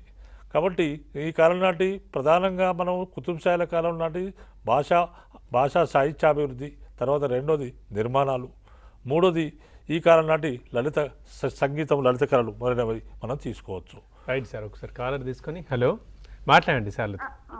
Sir good evening sir. Good evening. Hello చెప్పండి మీ డౌట్ అడిగారు. తెలుగులో సార్ జంట కవులు, తొలి జంట కవులు ఎవరు అనేసి అది 2 ఉన్నాయి సార్. ఒకసారి ఒక దగ్గర ఒకలా ఉంది, ఒక దగ్గర ఒకలా ఉంది. మీరు చదివిన పుస్తకంలో ఏముంది ఇప్పుడు సార్? అంటే మేము కాచిరెడ్డి విఠలారెడ్డి అది ఉంది సార్. వేరే ఇంతకు ముందు ఏమో నన్నయ్య అనేసి ఉంది కదా సార్. ఏది ఆన్సర్ ఏది చేయాలి? లేదమ్మా, తొలి జంట కవులు వచ్చి కాచారెడ్డి విఠలరెడ్డి. తెలంగాణలో మొట్టమొదటిసారిగా తొలి జంట కవులు కాచారెడ్డి విఠలారెడ్డిని మీరు గుర్తుపెట్టుకోండి సార్. అట్లే కవయిత్రిల విషయంలో కూడా సార్, తొలి తెలుగు కవయిత్రి అంటే సార్ కుప్పాంబిక. తెలంగాణ తొలి కవిత్రి పేరు Kuppambika. Sir Kuppambika. Kuppambika. Okay sir. అది ఇది పెట్టాలి కదా సార్? కుప్పాంబిక పెట్టాలండి. కుప్పాంబిక గోనబుద్ధారెడ్డి కుమార్తె. గోనబుద్ధారెడ్డి మొట్టమొదటిసారిగా రంగనాథ రామాయణం అనే తెలుగులో మొట్టమొదటి రామాయణాన్ని రచించాడు. తెలుగు కవిత్రి కుప్పాంబిక. రైట్ సార్, మరో కాలర్ ఉన్నారు. హలో మాట్లాడండి సార్లతో మీ డౌట్ అడగండి. సార్ నమస్తే సార్. నమస్తే సార్, మనకి తెలంగాణ ఉద్యమంలో మళ్ళీ పెద్ద మనుషుల ఒప్పందం ఉంది కదా సార్? అవునమ్మా. దాని నుంచి మీరు మళ్ళీ ఒకసారి క్లాస్ చెప్పగలుగుతారా సార్? ఇప్పుడు క్లాస్ చెప్పే టైం కాదమ్మా, ఇప్పుడు ఓన్లీ మనకు మీ యొక్క డౌట్స్ అంటే ఎలా చదవాలి అడగండి. టైంలో సార్ దొరికారు కదా మీకు ఫోన్ లైన్లో, ఒక డౌట్ అడగండి. సరే సార్. మనకి బహ్మని రాజ్యంలో అపాకిలు అంటే విదేశీయులు అని ఉంది కదా సార్? అవును. ఇలాంటి అర్థాలు అడిగే ఏమన్నా ఉందా లేదా ఇయర్స్ అడుగుతారా సార్? ఇయర్స్ ఒకటి లేదా స్వాతి గారు, ఒక్కటైతే మీరు ఇంతకుముందు అడిగిన దానికైతే యూట్యూబ్లో సార్ చెప్పిన క్లాసెస్ అవైలబుల్ ఉన్నాయి. మీకు కావాల్సిన పెద్ద మనుషుల ఒప్పందం అందులో మీకు దొరుకుతుంది, మీరు చూడొచ్చు. రైట్ అదే సార్ గ్రూప్ 2 లెవెల్లో ఉంది అప్పటిది, అందుకని లేదు కొంచెం గురుకులాలు కూడా చెప్పడం జరిగింది, గురుకులాలు కూడా మీరు చెప్పడం ఒకసారి జరిగింది. తరోగా సెర్చ్ చేయండి, ఉంటుందండి డెఫినెట్లీ గురుకులాలు కూడా ఉన్నాయి. ఆన్సర్ చెప్పండి. Okay sir. ఇప్పుడు మీరు అది ఆన్సర్ చెప్తుంటే నేను ఆపాను. అఫాకీల్ అనేది కూడా ఒక పదం అమ్మ. అఫాకీల్ అనేవాళ్ళు నాన్ ముల్కీలు, మధ్య ఆసియాకి వచ్చిన వాళ్ళు, వీళ్ళని నాన్ ముల్కీ అని పిలిచారు. దక్కని ముస్లింలని ముల్కీలు అని పిలిచారు. కాబట్టి ఇక్కడ ఇలాంటి పదాలు కూడా మీరు చూసుకునే ఒక ప్రయత్నం చేయండి. రైట్ సార్, జితేందర్ గారు మనం ఆపిన. సో మనకు ఈ కుతుబ్ షాహీల కాలంలో మీర్ హాసిం అనే ఒక చిత్రకారుడు ఉండేవారు. మీర్ హాసిం అనే చిత్రకారుడు దక్కని వర్ణ చిత్రకళకు పితామహుడు లాంటి వారు. మరి దక్కని వర్ణ చిత్రకళకు ఎవరు పితామహుడు అంటే మీర్ హాసిం అని ఇలాంటి ప్రశ్నలు కూడా మనకు వచ్చే అవకాశం ఉంటుంది. అడిగినట్టు ఈ తొలి తెలుగు తెలంగాణ కవయిత్రి వస్తుందా అంటే వచ్చే అవకాశం రావచ్చు, అడగవచ్చు. ఉపాంబిక ఏంటి తొలి తెలుగు కవయిత్రి. ఓకే, ఆమె కాకతీయుల కాలంలో ఉన్న కవయిత్రి. ఆమె వాళ్ళ ఫాదర్ వచ్చేసి గోన బుద్ధారెడ్డి. ఆయన తెలుగులో మొట్టమొదటి రామాయణమైన రంగనాథ రామాయణాన్ని రచించాడు. తర్వాత మనకు ఆసఫ్ జాయిల కాలం ఉంది. మరి ఆసఫ్ జాయిల కాలంలో ఎలాంటి ప్రశ్నలు వచ్చే అవకాశం ఉంటుందంటే ఆసఫ్ జాయి రాజ్య స్థాపకుడు ఎవరు? ఆసఫ్ జాయి రాజ్య స్థాపకుడు ఎవరంటే నిజాం ఉల్ ముల్క్. ఈ ప్రశ్న గతంలో అనేక సార్లు అడగబడింది. ఆసఫ్ జాయి రాజ్య స్థాపకుడు నిజాం ఉల్ ముల్క్ అని. నిజాం ఉల్ ముల్క్ అసలు పేరు మీర్ ఖమ్రుద్దీన్. తర్వాత నిజాం ఉల్ ముల్క్ ఇంకా అనేక బిరుదాలు ఉన్నాయి. అలాంటి నిజాం ముల్కే కాకుండా ఆయనకు మీర్ చిన్కిలిచ్ ఖాన్, తర్వాత ఫతేహ్ జంగ్ అనే బిరుదులు కూడా ఉన్నట్టు మనకు తెలుస్తుంది. అదేవిధంగా మనకు రెండోది ఆసఫ్ జాయిల కాలంలో కొన్ని ముఖ్యమైన సంఘటనలు గుర్తుపెట్టుకున్నట్లయితే మనకు సరిపోతుంది. ఓవరాల్గా మొత్తం చదవాల్సిన ఒకసారి ఓవరాల్గా రీడింగ్ చేసుకున్న తర్వాత ముఖ్యమైన సంఘటనలు మనం అధ్యయనం చూసుకుంటే సరిపోతుంది. మన ముఖ్యమైన సంఘటనలు ఏంటంటే నిజాం అలీ ఖాన్ రెండవ ఆసఫ్ జా బిరుదుతో రాజ్యానికి వచ్చాడు. నిజాం అలీ ఖాన్ కాలంలో జరిగిన 1-2 సంఘటనలు మాత్రం ఇంపార్టెంట్ అయినవి. అంటే నిజాం అలీ ఖాన్ కాలంలో 1-2 సంఘటనలు ఏంటంటే నిజాం అలీ ఖాన్ బ్రిటిష్ తూర్పు ఇండియా వర్తక సంఘంతో 1800 సంవత్సరాల్లో సైన్య సహకార ఒప్పందం చేసుకున్నాడు. ఈ విధంగా సైన్య సహకార బ్రిటిష్ వారితో తూర్పు ఇండియా వర్తక సంఘంతో సైన్య సహకార ఒప్పందం చేసుకున్న మొట్టమొదటి భారతీయ పాలకుడు నిజాం అలీ ఖాన్. ఈ ప్రశ్న గతంలో అడిగారు. అదేవిధంగా నిజాం అలీ ఖాన్ ఔరంగాబాద్ నుండి హైదరాబాద్కు తన రాజధానిని మార్చడం జరిగింది. ఇదొక మరొక ప్రధానమైన అంశం. అంటే ఒక్కొక్క రాజు కాలంలో ఆసఫ్ జాయిల కాలంలో 2-3 అంశాలు మనం గుర్తుపెట్టుకున్నట్లయితే మనకు ఒక క్వశ్చన్ లేదా 2 క్వశ్చన్లు ఆసఫ్ జాయిల కాలం నుంచి వచ్చే అవకాశం ఉన్నది. అదేవిధంగా మనకు నాసిరుద్దౌలా పీరియడ్ తీసుకుంటే ముబారిజ్ ఉద్దౌలా అనే ఆయన సోదరుడు వహాబీ ఉద్యమానికి నాయకత్వం వహించాడు. వహాబీ ఉద్యమం 1839 సంవత్సరంలో వచ్చింది. ఇలాంటి వహాబీ ఉద్యమం బ్రిటిష్ వారికి వ్యతిరేకంగా వచ్చింది కాబట్టి ఈ ముబారిజ్ ఉద్దౌలను బంధించి గోల్కొండ కోటలో బంధించడం జరిగింది. ఇది ఒక ఇంపార్టెంట్ అయిన సంఘటన. అదేవిధంగా మనకు అఫ్జల్ ఉద్దౌలా కాలంలో ఇంపార్టెన్స్ తీసుకుంటే అఫ్జల్ ఉద్దౌలా కాలంలో 1857 తిరుగుబాటు జరిగింది. మరి ఈ విధంగా జరిగిన 1857 తిరుగుబాటును బ్రిటిష్ వారు అణచడానికి ప్రయత్నం చేసినప్పుడు వారికి నిజామైన అఫ్జల్ ఉద్దౌలా ఆయన దివాలైన లేదా ప్రధానమంత్రి అయిన సాలార్ జంగ్ సహకరించడం జరిగింది. ఈ విధంగా అణచివేసిన తర్వాత నిజాంకు వాళ్ళు స్టార్ ఆఫ్ ఇండియా అనే బిరుదు ఇవ్వడం జరిగింది. రైట్ సార్, ఇలా అశోక్ గారి దగ్గరికి వద్దాం. ఇప్పుడు దీంట్లో ఇంకా కవర్ కాని టాపిక్స్ ఏమన్నా దీని మీద ఇంకా ప్రత్యేకంగా దృష్టి పెట్టాల్సినవి ఇంకేమేమి ఉన్నాయి అంటే మనకి ఇక్కడ ఇండియన్ హిస్టరీలో బౌద్ధ జైన మతాలు బాగా చూసుకోవాలి. బౌద్ధ జైన మతాలకి వెళ్ళి కంపల్సరీగా 1 or 2 క్వశ్చన్ రావడానికి ఆస్కారం ఉంది. ఇప్పుడు జైన మతం ఒక అంశాన్ని తీసుకున్నప్పుడు జైన మతంలో వర్ధమాన మాహిరుడు, ఋషభనాథుడు, పార్శ్వనాథుడు. ఋషభనాథుడు మొట్టమొదటి తీర్థంకరుడు చెప్పారు. పార్శ్వనాథుడు 23వ తీర్థంకరుడు చెప్పాడు. ఈయన ఒక గుర్తు ఏమిటంటే పాము. ఈయన 5 అనువ్రతాలలో 4 అనువ్రతాలు ఈయన పేర్కొనడం జరిగింది. 5వ అనువ్రతం బ్రహ్మచర్యాన్ని వర్ధమాన మాహిరుడు ప్రవేశపెట్టడం జరిగింది. కాబట్టి ఇలాంటి తీర్థంకరులకు అంశాలు. వర్ధమానమయుడు ఎక్కడ పుట్టాడు, ఎక్కడ మరణించాడంటే కుందనూరులో పుట్టాడు, పావాపూర్లో మరణించాడు. అదేవిధంగా మనకు ఇక్కడ ఈయన సంబంధించి త్రిరత్నాలు అంటే ఏమిటి, త్రిరత్నాలను అంశాన్ని కూడా మీకు ఇక్కడ గుర్తుపెట్టుకోవాలి. త్రిపీఠకాలు అంటే ఏదో గుర్తుపెట్టుకోవాలి. త్రిరత్నాలు అనేవి జైన మతానికి సంబంధించినవి, త్రిపీఠకాలేమో బౌద్ధ మతానికి సంబంధించి ఒక పవిత్రమైన గ్రంథాలు. కాబట్టి జైన మతాన్ని బౌద్ధ మతాన్ని ఒక వ్యారియేషన్ చేసినప్పుడు ఇద్దరు ఎక్కడ పుట్టారు, ఇద్దరు ఎక్కడ మరణించారు, ఇద్దరు ఎక్కడ అంశాలకు 2 అంశాలు కూడా మీరు చూసుకునే ఒక ప్రయత్నం చేయాలి. అదేవిధంగా ఇక్కడ మనకు జైన మతంలో ఉన్నట్టు తమిళ దేశ గ్రంథాలు జీవక చింతామణి తిరువక్క దేవర రాయడం జరిగింది. అదేవిధంగా జీవక చింతామణి తిరువక్క దేవర రాస్తే తిరుక్కురా అనే గ్రంథాన్ని తిరువల్లువారు రాయడం జరిగింది. అదేవిధంగా అప్పుడు బౌద్ధ మతానికి సంబంధించినటువంటి తమిళ దేశ గ్రంథాలు ఏంటంటే శిలాపాధికారం ఇలంగోడికల్ రాశారు, మణిమేకలై సీతలై సత్యనారాయణ రాశాడు. కాబట్టి ఇలా జైన మతానికి సంబంధించిన తమిళ గ్రంథాలు, బౌద్ధ మతానికి సంబంధించిన తమిళ గ్రంథాలు, త్రిపీఠకాలంటే బౌద్ధ మత పవిత్ర గ్రంథాలు, అంగాలంటే జైన మత పవిత్ర గ్రంథాలు. ఇలా బౌద్ధ మతాన్ని జైన మతాన్ని రెండు కూడా చూసుకోండి. 4 బౌద్ధ సంగీతులు కూడా గుర్తుపెట్టుకోండి. మొదటి బౌద్ధ సంగీతి మనకి అజాతశత్రు కాలంలో రాజగృహంలో జరిగింది. దీనికి రాజగృహం జరిగి వసుమిత్రుడు అనేవాడు అధ్యక్షుడు ఉన్నాడు. ఇలా మీరు 2వ బౌద్ధ సంగీతి, 3వ బౌద్ధ సంగీతి, 4వ బౌద్ధ సంగీతి, నలుగురు అధ్యక్షులు ఏ రాజు కాలంలో జరిగినవి, ఏ ప్రాంతంలో జరిగినవి, ఈ యొక్క అంశాలు కూడా మీరు గుర్తుపెట్టుకున్న ఒక ప్రయత్నం చేయాలి. అదేవిధంగా మనకు పంచకళ్యాణాలు ఏమిటనే అంశాన్ని కూడా గుర్తుపెట్టుకోవాలి. పంచకళ్యాణాలు ఉదాహరణకు బుద్ధుడి యొక్క పుట్టుక మరియు బుద్ధుడి ఇంటికి వెళ్ళి బయటికి పారిపోవడం అంటే మహా నిష్క్రమణం పిలుస్తారు. అదేవిధంగా మొట్టమొదటిసారిగా ధర్మచక్ర ప్రవర్తన, ఆయన జ్ఞానోదయం కలగడం, అదేవిధంగా ఆయన యొక్క మరణం స్తూపంతో సూచిస్తారు. కాబట్టి ఈ పంచకళ్యాణాలు చూసుకోండి. దానితో పాటు అష్టాంగ మార్గం ఏ మతానికి సంబంధించిన క్వశ్చన్ అడుగుతారు. అష్టాంగ మార్గము మనకు పంచకళ్యాణాలు, పంచశీల, ఆర్య సత్యాలు అనేవి బౌద్ధ మతానికి సంబంధించిన ఒక పదజాలం. కాబట్టి జైన మతంలో దిగంబరత్వం, శ్వేతంబరత్వం యొక్క 2 రకమైన భాగాలు ఉంటే, మనకు బౌద్ధ మతంలో హీనాయానము, మహాయానము, వజ్రాయానం అనే 3 రకాల మతాలు కనిపిస్తాయి. అంటే మతాలుగా విడిపోవడం జరిగింది. కాబట్టి అక్కడ జైన మతాన్ని, బౌద్ధ మతాన్ని 2 పక్కన పెట్టుకొని ఒకే పేజీలో ఒక చార్ట్ రూపంలో చదువుకోగలిగితే కంపల్సరీగా మనకు 1 or 2 క్వశ్చన్స్ రావడానికి ఆస్కారం ఉంది. కాబట్టి ఆ నేపథ్యంలో చూసి ఒక ప్రయత్నం చేయండి. జైన మత గ్రంథాలని, బౌద్ధ మత 2 గ్రంథాలు చూసుకునే ప్రయత్నం చేయండి. Right sir. ఒకసారి ఎగ్జామ్ పేపర్కి మార్కులకు సంబంధించి చాలామంది అడుగుతున్నారు, తెలుసు, అయినా సరే ఒకసారి క్లారిటీ ఇద్దామని. అసలు ఈ ఎగ్జామ్ అయితే 3 సెక్షన్లుగా విభజించారండి. జనరల్ స్టడీస్లో 50 మార్కులుగా 8 టాపిక్లు ఉన్నాయి. Economics, political science, sociology, current affairs, history, environmental issues, GS, Telangana history, ఇదంతా కలిపి ఒక సెక్షన్. దీనికి 50 మార్కులు. ఇక బి సెక్షన్లో 50 మార్కులు ఉన్నాయి. General ability, moral values, teaching aptitude, ఈ 3 అంశాలు కలిపి ఇందులోంచి 50 మార్కులు వస్తాయి. సి సెక్షన్లో ఇంగ్లీష్ ఉంటుంది, దీనికి 50 మార్కులు వస్తాయి. సో కన్ఫ్యూజ్ కావద్దు. ఆ తర్వాత ఇక అందులో టాపిక్స్, సబ్ టాపిక్స్కి సంబంధించి ఏవి ఎందులోంచి ఇంకెన్ని వస్తాయనేవి ఎవరు చెప్పలేరు. సో బట్ ఓవరాల్గా ఓవర్వ్యూ మాత్రం ఇది. దీనికి సంబంధించి ఇంకా కన్ఫ్యూజన్ మాత్రం ఉండదు, ఎందుకంటే 2 రోజుల్లోనే ఎగ్జామ్ ఉంది.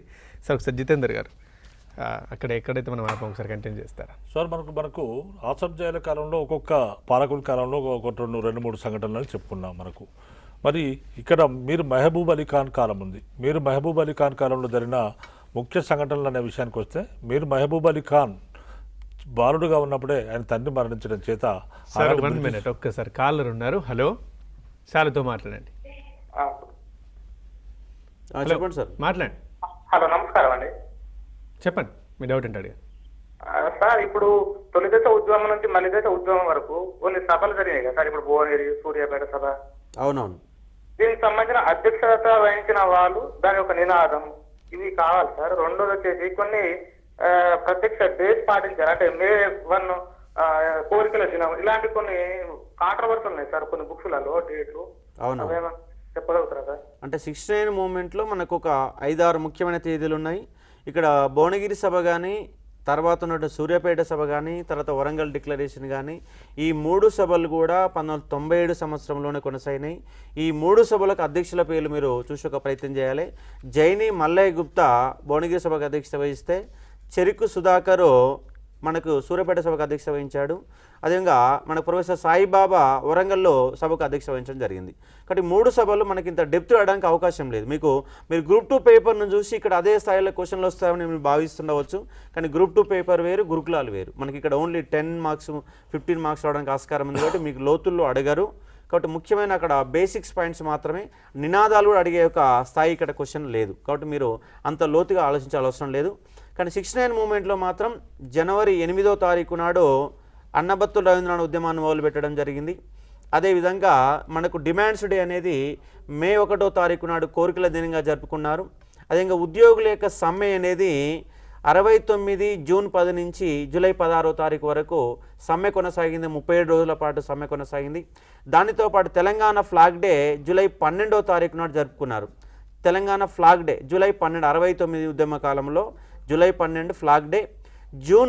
జూలై 10 తెలంగాణ పరిరక్షణ దినంగా, తెలంగాణ ప్రొటెక్షన్ డేగా జూన్ 10వ తారీఖు నాడు జరుపుకున్నారు. ఇక్కడ ఇలాంటి ఒక 5-6 తేదీలు మాత్రమే ఉన్నాయి. దాని గురించి మీరు కన్ఫ్యూజ్ కావాల్సిన అవసరం లేదు. అన్ని పుస్తకాల్లో 69 మూవ్మెంట్ గురించి ఒకే తేదీలు, వేరు తేదీలు ఏమి జాగ్రత్త ఒకసారి పరిశీలించండి. మనం ఆల్రెడీ లాస్ట్ క్లాస్లో చెప్పాము, ఒకసారి చూడండి. మీరు మరో కాలర్ ఉన్నారు. హలో, మాట్లాడండి సార్లతో. హలో, మీ డౌట్ ఏంటో అడగండి, సార్లు వింటున్నారు. సార్ ఇది ప్రిలిమ్స్ కోసం మీరు మార్క్స్ సిలబస్ చెప్తున్నారు కదా సార్, ఇది నర్సింగ్ వాళ్ళకి కూడా ఇంతే ఉంటుంది సార్. ఏమంటున్నారు? స్టాఫ్ నర్స్ ఉంది కదా సార్ రెసిడెన్షియల్ దాంట్లో. మీకు క్వశ్చన్ అర్థం కావట్లేదు మరి క్లారిటీ. చెప్పండి మళ్ళీ అడగండి ఒకసారి. సార్ ఇది స్టాఫ్ నర్స్ ఉంది కదా sir, residential staff nurse posters ఉన్నాయి కదా. అవును సార్ దానికి మార్క్స్ సిలబస్ ఇంత అంటే డెప్త్ ఇంతే ఉంటుందా సార్? అందరికీ ఏ పేపర్లు ఉంటాయి. జనరల్ స్టడీస్ అన్నప్పుడు అందరికీ ఇప్పుడు అలా టీజీటీకి పీజీటీ కూడా ఒకటే ఎగ్జామ్ పెడుతున్నారు, ఒకటే ఎగ్జామ్ కండక్ట్ చేస్తున్నారు కాబట్టి అందరికీ సేమ్ ప్యాటర్న్లో జిఎస్ అనేది సేమ్ ప్యాటర్న్ అదే స్టాండర్డ్లో ఉంటుంది మనకు. సార్ జితేందర్ సార్ కంటిన్యూ చేయండి. సో మనకు మహబూబ్ అలీ ఖాన్ కాలంలో మొట్టమొదటిసారిగా బ్రిటిష్ గవర్నర్ జనరల్ రిప్పన్ హైదరాబాద్కు రావడం జరిగింది. ఆయనే 1884 సంవత్సరం యొక్కలో ఆయన హైదరాబాద్కు వచ్చి నిజాంకు అధికార బాధ్యతలు అప్పగించడం జరిగింది. అదేవిధంగా మహబూబ్ అలీ ఖాన్ కాలంలో మనకి ఇంకో ముఖ్య సంఘటన ఏంటంటే ముల్కీ ఉద్యమం వచ్చింది. ముల్కీ ఉద్యమం వచ్చినప్పుడు 1888 సంవత్సరంలో మహబూబ్ అలీ ఖాన్ ముల్కీలకే ప్రాధాన్యత ఇస్తూ ఫర్మానా జారీ చేయడం జరిగింది. తర్వాత ఈ 2 అంశాలు కాకుండా 1908 సంవత్సరంలో మూసీ నదికి వరదలు వచ్చాయి. మరి మన గతంలో ఒక ప్రశ్న వచ్చింది గ్రూప్ 2లో ఏంటంటే మూసీ నదికి ఎప్పుడు వరదలు వచ్చాయి, ఈ క్రింది వారిలో ఏ సంవత్సరంలో మూసీ నదికి వరదలు వచ్చాయంటే 1948 సంవత్సరంలో వచ్చాయి. అంటే ఇక్కడ మనం అభ్యర్థులు గమనించాల్సింది ఏంటంటే గ్రూప్ 2కి ఒక విధంగా క్వశ్చన్లు, దీనికి ఒక క్వశ్చన్లు కాదు. ఏది గ్రూప్ 2లో అడిగినా ఎక్కడైనా అడగవచ్చు మళ్ళీ. కాబట్టి అక్కడ అడిగారు కాబట్టి ఇక్కడ అడగకూడదని ఏం లేదు, ఎక్కడైనా వచ్చే అవకాశం ఉంటుంది. కాబట్టి అభ్యర్థులు గమనించాలి. తర్వాత మనకు ఈ యొక్క మీర్ ఉస్మాన్ అలీ ఖాన్ కాలంలో హైదరాబాద్ చివరి నిజాం ఎవరు అనేది ఒక ప్రశ్న. చివరి నిజాం ఎవరంటే మీర్ ఉస్మాన్ అలీ ఖాన్. కొన్నిసార్లు ఆసఫ్ జాయిలో 7వ నిజాం, హైదరాబాద్ 7వ నిజాం ఎవరంటే ఉస్మాన్ అలీ ఖాన్. తర్వాత ఉస్మానియా విశ్వవిద్యాలయం ఎప్పుడు ఏర్పడింది, ఎందుకంటే ఉస్మానియా విశ్వవిద్యాలయం శతాబ్ది ఉత్సవాలు జరుపుకుంటుంది కాబట్టి ఈ సందర్భంగా ఒక ప్రశ్న వచ్చే అవకాశం ఉంటుంది. ఉస్మానియా విశ్వవిద్యాలయం ఎప్పుడు ఏర్పడిందంటే 1918లో ఏర్పడింది. తర్వాత ఈ విధంగా మళ్ళా ఉస్మానియా విశ్వవిద్యాలయం ఏర్పాటుకు నిజాం ఎప్పుడు ఫర్మానా జారీ చేశాడు అంటే 1917 సంవత్సరం ఏప్రిల్ 26వ తేదీన నిజాం ఉస్మానియా విశ్వవిద్యాలయ స్థాపనకు ఫర్మానా జారీ చేయడం జరిగింది. ఇట్లా మనకు ఒక్కొక్క పాలకుని కాలంలో ఒక్కొక్క 3-4 సంఘటనలు, ఇంపార్టెంట్ ప్రధాన సంఘటనలు గుర్తుపెట్టుకున్నట్లయితే మనకు మంచి బెనిఫిట్ అయ్యే అవకాశం ఉంటుంది. అదేవిధంగా మనకు మరి ఆసఫ్ జాయిల కాలం తర్వాత మనకు సాలార్ జంగ్ ఉన్నాడు. మరి సాలార్ జంగ్ ఒక ముఖ్యమైన ఆనాటి ప్రధానమంత్రి. ఆయన 3 నిజాముల కింద ప్రధానమంత్రిగా పనిచేశాడు. ఆ విధంగా అఫ్జలుద్దౌలా, తర్వాత నాసిరుద్దౌలా, అఫ్జలుద్దౌలా, తర్వాత మీర్ మహబూబ్ అలీ ఖాన్ కింద ఆయన పనిచేశాడు. ఆ సందర్భంగా మరి సాలార్ జంగ్ సంస్కరణ చేశాడు. సాలార్ జంగ్ సంస్కరణలో మనకు ప్రధానంగా ఏంటంటే జిల్లాబందీ పద్ధతిని ప్రవేశపెట్టాడు. 1865 సంవత్సరంలో జిల్లాబందీ పద్ధతిని ప్రవేశపెట్టాడు. దాని ప్రకారము హైదరాబాద్ రాజ్యాన్ని 17 జిల్లాలుగా 5 సుబాలుగా చేయడం జరిగింది. మరి జిల్లాబందీ పద్ధతి ఎప్పుడు ప్రవేశపెట్టబడిందని గతంలో ప్రశ్నలు వచ్చాయి. అలాంటి ప్రశ్నలు వచ్చే అవకాశం ఉంది. అదేవిధంగా సాలార్ జంగ్ అనేక సంస్కరణలు చేశాడు. అలాంటి సంస్కరణలో విద్యా సంస్కరణలు ఉన్నాయి. వివిధ విద్యా సంస్థలు ఏర్పాటు చేశాడు. కాబట్టి సాలార్ జంగ్ నుంచి మీరు విద్యా సంస్కరణలు గురించి మనకు దారుల్ ఉలూమ్ పాఠశాల 1855లో ఏర్పాటు చేస్తే, సిటీ హై స్కూల్ 1870లో, సాదర్గట్ హై స్కూల్ 1872 సంవత్సరంలో ఇట్లా ఏర్పాటు చేసుకుంటూ పోయాడు. కాబట్టి అదేవిధంగా మనకి హైదరాబాద్లో మొట్టమొదటి ఇంగ్లీష్ మీడియం పాఠశాల ఏదని కూడా ప్రశ్న అడిగే అవకాశం ఉంటుంది. మొట్టమొదటి ఇంగ్లీష్ మీడియం స్కూల్ హైదరాబాద్లో 1834 సంవత్సరంలో సెయింట్ జార్జ్ స్కూల్ అనే స్కూల్ను ఏర్పాటు చేయడం జరిగింది. తర్వాత మరి హైదరాబాద్లో మొట్టమొదటి తెలుగు పాఠశాల ఏదని అడగవచ్చు. హైదరాబాద్లో మొట్టమొదటి తెలుగు పాఠశాల ఎవరు ఏర్పాటు చేశారంటే ఈ కాళోజీ రంగారావు అనే వ్యక్తి తన భార్య అయిన రాధాదేవి జ్ఞాపకార్థము చాదర్ఘాట్లో మొట్టమొదటి తెలుగు పాఠశాలను ఆయన 1904 సంవత్సరంలో ఏర్పాటు చేయడం జరిగింది. ఈ విధంగా మనకు ప్రశ్నలు వచ్చే అవకాశం ఉన్నాయి. అదేవిధంగా మరి నిజాం కళాశాల ఎప్పుడు ఏర్పడిందంటే 1887 సంవత్సరంలో ఏర్పడింది. నిజాం కళాశాల ఎప్పుడు ఏర్పడిందనే ప్రశ్నలు గతంలో చాలాసార్లు వచ్చాయి. కాబట్టి ఈ మామూలు విషయాలు మనం ఏదైతే ఇంపార్టెన్స్ ఉందో దాన్ని గుర్తుపెట్టుకుంటే మనకు బెనిఫిట్ అయ్యే అవకాశం ఉంటుంది. ఓయూ గురించి అడగచ్చు. ఉస్మానియా విశ్వవిద్యాలయం 1918 సంవత్సరంలో ఏర్పడింది. తర్వాత ఉస్మానియా విశ్వవిద్యాలయము ఏర్పాటుకు నిజాం ఉస్మాన్ అలీ ఖాన్ 1917 సంవత్సరం ఏప్రిల్ 26వ తేదీన ఫర్మానా జారీ చేశాడు. ఆయన ఫర్మానా ఫలితంగా 1918 సంవత్సరంలో ఉస్మానియా విశ్వవిద్యాలయం ఏర్పడింది. ఉస్మానియా విశ్వవిద్యాలయం ఏర్పాటు తర్వాత ఉస్మానియా విశ్వవిద్యాలయము కేవలం అద్దె భవనాల్లో నడిచేది. అంటే మనకు భారతీయ భాషల్లో ఈ యొక్క భారతీయ భాషల్లో ఏర్పాటైన మొట్టమొదటి విశ్వవిద్యాలయం ఉస్మానియా విశ్వవిద్యాలయం. అంటే భారతదేశ భాషలలో విశ్వవిద్యాలయం అప్పటికి ఏర్పడలేదు. కేవలం బ్రిటిష్ వారు ఏర్పాటు చేసిన విశ్వవిద్యాలయాలు ఇంగ్లీష్ భాషలో ఏర్పడిన విశ్వవిద్యాలయాలు. మరి భారతీయ భాషలో అయిన ఉర్దూ భాషలో ఏర్పడ్డ మొట్టమొదటి విశ్వవిద్యాలయం ఉస్మానియా విశ్వవిద్యాలయం. రైట్ సార్, కాలర్ని తీసుకొని హలో మాట్లాడండి, సార్లు వింటున్నారు. హలో చెప్పండి, మీ డౌట్ ఏంటి అడిగి. నమస్కారం సార్. నమస్కారం అండి. హలో సార్ నమస్తే, చెప్పండి, సార్లు వింటున్నారు, మీ క్వశ్చన్ అడగండి స్ట్రైట్గా. సార్, ఈ తెలంగాణలోని సాంగ్స్ గురించి ఎవరు రచించారో ఏమైనా క్వశ్చన్ వచ్చే అవకాశం లేదు? ఒక క్వశ్చన్ వస్తుంది తెలంగాణ సాంగ్స్ మీద కూడా ఒక క్వశ్చన్ వస్తుంది కదా. చాలా సాంగ్స్ ఉన్నాయి, కొన్ని బేసిక్స్ గుర్తుపెట్టుకోండి. మనకి ఇక ఎగ్జామ్ పాయింట్ పోయినాక దాన్ని ఐడెంటిఫై చేయడమే కానీ ఒక 200 పాటలు ఉన్నాయి. 200 పాటలు చదువుకోవడం అంటే కొద్దిగా కష్టమైతే ఒక బేసిక్స్ మాత్రం ఒక 20-30 పాటలు మాత్రం గుర్తుపెట్టుకున్న ప్రయత్నం చేయండి. ఉదాహరణకు మనకు గూడంజయ్య కానీ, గద్దరు కానీ, గూడంజయ్య గద్దరు, అలాగే సుద్దాల హనుమంతు, అలాగే బండి యాదగిరి ఇలాంటి ముఖ్యమైన వ్యక్తుల యొక్క పాటలు ఒకసారి చూసుకోండి. మనకు చాలా పాటలు ఉన్నాయి కానీ కొన్ని ముఖ్యంగా చూసుకోండి. మన అదృష్టం అడిపోయినాక మన జైని వస్తే పెట్టవచ్చు, లేదంటే అవగాహనతో పెట్టడం అవుతుంది. రైట్ సార్, మరో కాలర్ ఉన్నారు. హలో మాట్లాడండి సార్తో. హలో హలో సార్, మాట్లాడండి, చెప్పండి అమ్మ. డౌట్ సార్, ఈ తెలంగాణ మూమెంట్ ఉంది కదా సార్, అందులో ఇయర్స్ కానీ అవి ఎట్లా గుర్తుంచుకోవడం సార్? ఇయర్స్ అంటే ప్రధానమైన అంశాలు మాత్రమే గుర్తుపెట్టుకోవాలి. పెద్ద మనుషుల చాలా ఉన్నాయి కాబట్టి అందుకే నేను ఏమంటానంటే ఒక 20-25 తేదీలు గుర్తుపెట్టుకోండి. మొత్తంగా తెలంగాణ ఉద్యమంలో ఒక 500 తేదీలు వస్తాయి. ఇప్పుడు ఉదాహరణకు ఇప్పుడు సిడబ్ల్యూసి తీర్మానం జరిగింది 2013 జూలై 30. జిఓఎం ఏర్పాటైంది 2013 అక్టోబర్ 8వ తారీఖు నాడు ఏర్పాటైంది. అలాగే పార్లమెంటులో లోక్సభలో బిల్లు ఫిబ్రవరి 18, రాజ్యసభలో బిల్లు ఫిబ్రవరి 20, 2014 ఫిబ్రవరి 20. అలాగే పెద్ద మనుషుల ఒప్పందం 1956 ఫిబ్రవరి 20వ తారీఖు నాడు జరిగింది. 1956 ఫిబ్రవరి 20 పెద్ద మనుషుల ఒప్పందం. సరిగ్గా అదే తేదీన ఫిబ్రవరి 20వ తారీఖు 2014 సంవత్సరంలో మనకు తెలంగాణ బిల్లుని ఫైనల్గా రాజ్యసభ బిల్లు ఆమోదించడం జరిగింది. సేమ్ తేదీ ఫిబ్రవరి 20 కాబట్టి చాలా ఇంపార్టెంట్. అలాంటి ముఖ్యమైన తేదీలు గుర్తుపెట్టుకోవాలి. 69 ఉద్యమంలో మొట్టమొదటిసారిగా అన్నబత్తుల జనవరి 8వ తారీఖు నాడు తేదీ మొదలుపెట్టాడు. అలాగే 16 జీవో 1985 డిసెంబర్ 30వ తారీఖు నాడు వచ్చింది. 6 సూత్రాల పథకము 1973 సెప్టెంబర్ 21 వచ్చింది. 8 సూత్రాల పథకం 1969 ఏప్రిల్ 11వ తారీఖు నాడు వచ్చింది. 5 సూత్రాల పథకం. ఇట్లా ముఖ్యమైన అంశాలపైన ఉన్న తేదీలు మాత్రమే చూసుకోండి. మనకు 1 or 2 క్వశ్చన్స్ మాత్రమే తేదీలు మీద వస్తే ఎక్కువ క్వశ్చన్ రావు మనకి. రైట్ సార్, జితేందర్ గారు. సో మనకు ఆ విధంగా ఉస్మానియా విశ్వవిద్యాలయం ఏర్పడిన తర్వాత 1918 సంవత్సరంలో ఏర్పడిన తర్వాత దాని యొక్క మీడియం ఆఫ్ ఇన్స్ట్రక్షన్ ఏంటంటే ఉర్దూ మీడియం. ఉర్దూ మీడియంలో అన్ని కోర్సులు ఉండేవి. ఆ విధంగా 1918 సంవత్సరంలో ఉర్దూ మీడియం ఆఫ్ ఇన్స్ట్రక్షన్గా అది ఏర్పడింది. మొట్టమొదటి ఉస్మానియా విశ్వవిద్యాలయం అద్దె భవనాల్లో లేపాక్షి గన్ ఫౌండరీలో ఉన్న లేపాక్షి దగ్గర ఉన్న భవనాలు పక్కనే ఉన్న యొక్క అక్కడ ఉన్న భవనాల్లో అద్దె భవనాల్లో నడిచేది. తర్వాత 1600 ఎకరాలు తీసుకొని దాన్ని ఈ యొక్క 1934 సంవత్సరంలో ఆర్ట్స్ కాలేజ్ భవన నిర్మాణానికి నిజాం శంకుస్థాపన చేయడం జరిగింది. ఆ విధంగా ఆర్ట్స్ కాలేజ్ భవనం అనేది జెస్పేర్ అనే బెల్జియానికి చెందిన ఆర్కిటెక్ట్ రకరకాలైన ఆర్కిటెక్చర్లో ఆయన నిర్మించడం జరిగింది. ఈ విధంగా నిర్మించిన ఆర్ట్స్ కాలేజ్ భవనానికి 1939 సంవత్సరంలో నిజాం ప్రారంభోత్సవం చేశాడు. ఆ విధంగా విశ్వవిద్యాలయం ఆర్ట్స్ కాలేజీలోకి మారింది. అదేవిధంగా మిగిలిన ఉస్మానియా యూనివర్సిటీ భవనాలు 1939 సంవత్సరంలో నిర్మించబడ్డాయి. అంటే 1939 సంవత్సరంలో కంప్లీట్ అయి పూర్తిగా విశ్వవిద్యాలయము అద్దె భవనాల నుండి తన సొంత భవనంలోకి మారింది. కాబట్టి మనం అభ్యర్థులు ఇక్కడ గమనించాల్సింది ఏంటంటే 3-4 క్వశ్చన్లు గమనించాలి. ఒకటి ఏంటంటే ఉస్మానియా విశ్వవిద్యాలయం ఎప్పుడు ఏర్పడింది? 1918 సంవత్సరంలో ఏర్పడింది. మరి ఉస్మానియా విశ్వవిద్యాలయం ఏర్పాటుకు ఆనాటి నిజాం రాజైన ఉస్మాన్ అలీ ఖాన్ ఎప్పుడు ఫర్మానా జారీ చేశాడు? ఇది చాలా ప్రధానమైన ప్రశ్న. అందరికీ తెలుసు 1918 సంవత్సరంలో ఏర్పాటైంది, కానీ ఫర్మానా ఎప్పుడు జారీ చేశాడనేది కూడా ఇది ప్రధాన ప్రశ్న. ఆయన ఎప్పుడు ఫర్మానా జారీ చేశాడంటే, ఫర్మానా అంటే రాజశాసనం ఎప్పుడు చేశాడంటే 1917 సంవత్సరం ఏప్రిల్ 26వ తేదీన ఫర్మానా జారీ చేశాడు. మరియు